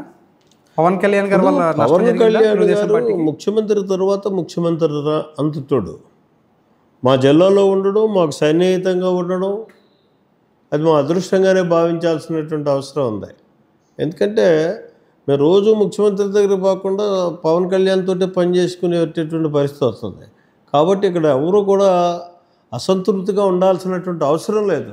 మనవాడికి ఒక ఉన్నతమైనటువంటి స్థానంలో ఉన్నాడు అంటే ఎందుకు మనకు అసంతృప్తి ఉండాలి? అంటే జనసేనకి ఇచ్చిన ప్రాధాన్యత తెలుగుదేశం పార్టీ నేతలకి ఈ జిల్లాలో ఇవ్వటం లేదు అన్న వాదన కార్యకర్తల నుంచే వినిపిస్తుంది. ఈ నేపథ్యంలో పార్టీ కార్యకర్తలు జనసేన వైపు వెళ్ళే అవకాశాలు లేవంటారా భవిష్యత్తులో? అలాగా కూటమి తెలుగుదేశం పార్టీ కార్యకర్త ఎవడో కూడా పదవులు ఆశించే నాయకులు పరుగులు పెడతారు తప్పించి కార్యకర్త అన్నవాడు అయాల పుట్టిన దగ్గర నుంచి ఇప్పుడు దాకా కూడా కార్యకర్తగా ఆడు కొనసాగుతూనే ఉన్నాడు. ఎక్కడ కూడా ఆడికి అసంతృప్తి అనేది ఉండదు. పోతే 3 రాజకీయ పార్టీలు గెలిచి వాళ్ళు ఇక్కడ ఆంధ్రప్రదేశ్లో పరిపాలన చేస్తున్నాయి. 3 రాజకీయ పార్టీలు ఉన్నప్పుడు చిన్న చిరుకుబురుకులు ఉంటూ అన్నది సహజం. వాటిని సమన్వయం చేసుకుంటూ ముందుకు తీసుకెళ్లాల్సినటువంటి బాధ్యత నాకులాంటి సీనియర్స్కి కానీ, పవన్ కళ్యాణ్ గారికి కానీ, చంద్రబాబు నాయుడు గారు లాంటి కానీ వీళ్ళందరికీ ఉంది. ఖచ్చితంగా ఆ రకంగా మేము తీసుకెళ్లేటటువంటి బాధ్యత కూడా మా మీద ఉంది. కూటమిలో విభేదాలు లేవంటారా? విభేదాలు రాజకీయాల్లో సహజం సార్. విభేదాలు ఉండడం అది కూటమనే కాదు. ఒకే పార్టీలో ఉన్న 2 రాజకీయ నాయకుల దగ్గర కూడా విభేదాలు వస్తాయి. వాటిని పరిష్కరించుకోవడంలోనే ఉంటుంది. మహానాడులో లోకేష్ గారిని వర్కింగ్ ప్రెసిడెంట్గా చేస్తారు, భవిష్యత్ నాయకుడిగా అందరికీ ఆమోదయోగ్యంగా అనేది ప్రచారం జరిగింది. ఈ నేపథ్యంలో వర్కింగ్ ప్రెసిడెంట్ చేయబోవడానికి కారణం ఏంటి సార్? నేను అనేది ఏంటంటే ఆయన వర్కింగ్ ప్రెసిడెంట్ కాదు, ముద్దొచ్చినప్పుడే ఎత్తుకోవాలి. ఇవాళ ప్రజలు కోరుకుంటున్నారు, కార్యకర్తలు కోరుకుంటున్నారు, నాయకులు కోరుకుంటున్నారు. అతని నాయకత్వం కావాలని చెప్పేసి చంద్రబాబు నాయుడు గారు ఆలోచన చేసి అతన్ని పార్టీ ప్రెసిడెంట్గానే పెట్టాలి. ఇవాళైతే ఆయన పార్టీ ప్రెసిడెంట్గా ఉంటే పార్టీకి ఇంకా బలం పెరిగేటటువంటి పరిస్థితి ఉంటుంది. ఇది నా వ్యక్తిగత అభిప్రాయం. లోకేష్ గారు భవిష్యత్ తెలుగుదేశం పార్టీ అధ్యక్షుడిగా మీరు ఊహించుకుంటున్నారా? పార్టీని నడిపే సత్తా ఉందని అనుకుంటున్నారు? అసలు చాలా సమర్థవంతంగా నడపగలడు అనేటటువంటి నమ్మకం ఉంది. ఎన్టీఆర్ అంత హోందాతనంగా అతను పార్టీని నడిపించేటటువంటి పరిస్థితులు ఉంటాయి. ఎందుకంటే అతను ఎన్టీఆర్ లాగే బోళ మనసు కాబట్టి ఖచ్చితంగా పార్టీని సమర్థవంతంగా నడిపిస్తాడు. ఒకవైపున ఆయన మంత్రిగా, మరోవైపున రాష్ట్ర ప్రధాన కార్యదర్శిగా పార్టీకి 2 పదవులు నిర్వహిస్తున్న సందర్భంలో ఎలా ఉంది సార్? అంటే మంత్రిగా ఎలా చేస్తున్నారు? పార్టీ కార్యక్రమాల్లో ఏ విధంగా పాల్గొని పార్టీ కార్యకర్తలు ఏ విధంగా అండగా ఉంటున్నారు? ప్రధాన కార్యదర్శి మనం చూస్తున్నాం కదా, మంత్రిగా చాలా సమర్థవంతంగా ఆయన వ్యవహరిస్తున్నటువంటి తీరు. ఒక నూతన విధానాలని విద్యా విధానంలో తీసుకురావాలనేటటువంటి తాపత్రయంలో పనిచేయడం కానీ, ఈ రాష్ట్రంలోని పరిశ్రమలు తెచ్చుకొచ్చేటటువంటి పరిస్థితుల్లో ఆయన ప్రత్యేక బాధ్యత తీసుకుని పరిశ్రమలు తీసుకొచ్చేటటువంటి ప్రయత్నాల్లో కానీ చాలా సక్సెస్ఫుల్గా ముందుకు వెళ్తున్నటువంటి పరిస్థితి ఉంది. కాబట్టి అతను చాలా సమర్థవంతంగానే నడిపించుకెళ్తున్నాడు. రెడ్ బుక్ రాజ్యాంగం నడవట్లేదా రాష్ట్రంలో? నిజంగా రెడ్ బుక్ రాజ్యాంగం ఈ రాష్ట్రంలో నడిస్తే ఇవాళ వైఎస్ఆర్ కాంగ్రెస్ పార్టీలో నాయకుడు అనేవాడు ఎవడో రోడ్డు మీద తిరగలుగుతాడు సార్? చట్టం తన పని తను చేసుకెళ్తుంది అంతే తప్పించి ఎక్కడ కూడా మా ఒత్తిడి అన్నది లేదు, మా ప్రెజర్ అన్నది లేదు, మా ఆలోచన కూడా లేదు. మా నాయకులందరూ మేమంతా ఆలోచన చేసేది ఒకటే, ఈ రాష్ట్రాన్ని నమ్మి మనకి ఇవాళ కష్టంలో ప్రజలు అవకాశం ఇచ్చారు. ఆ అవకాశాన్ని సద్వినియోగం చేసుకుని ప్రజలకు చేతనైనంత మనం చేసి ఈ రాష్ట్రాన్ని అభివృద్ధి పదం వైపు నడిపించాలన్నటువంటి తాపత్రయంతో మేము వెళ్తున్నటువంటి పరిస్థితి. 2029 ఎన్నికలు ఎలా ఉండబోతున్నాయి సార్?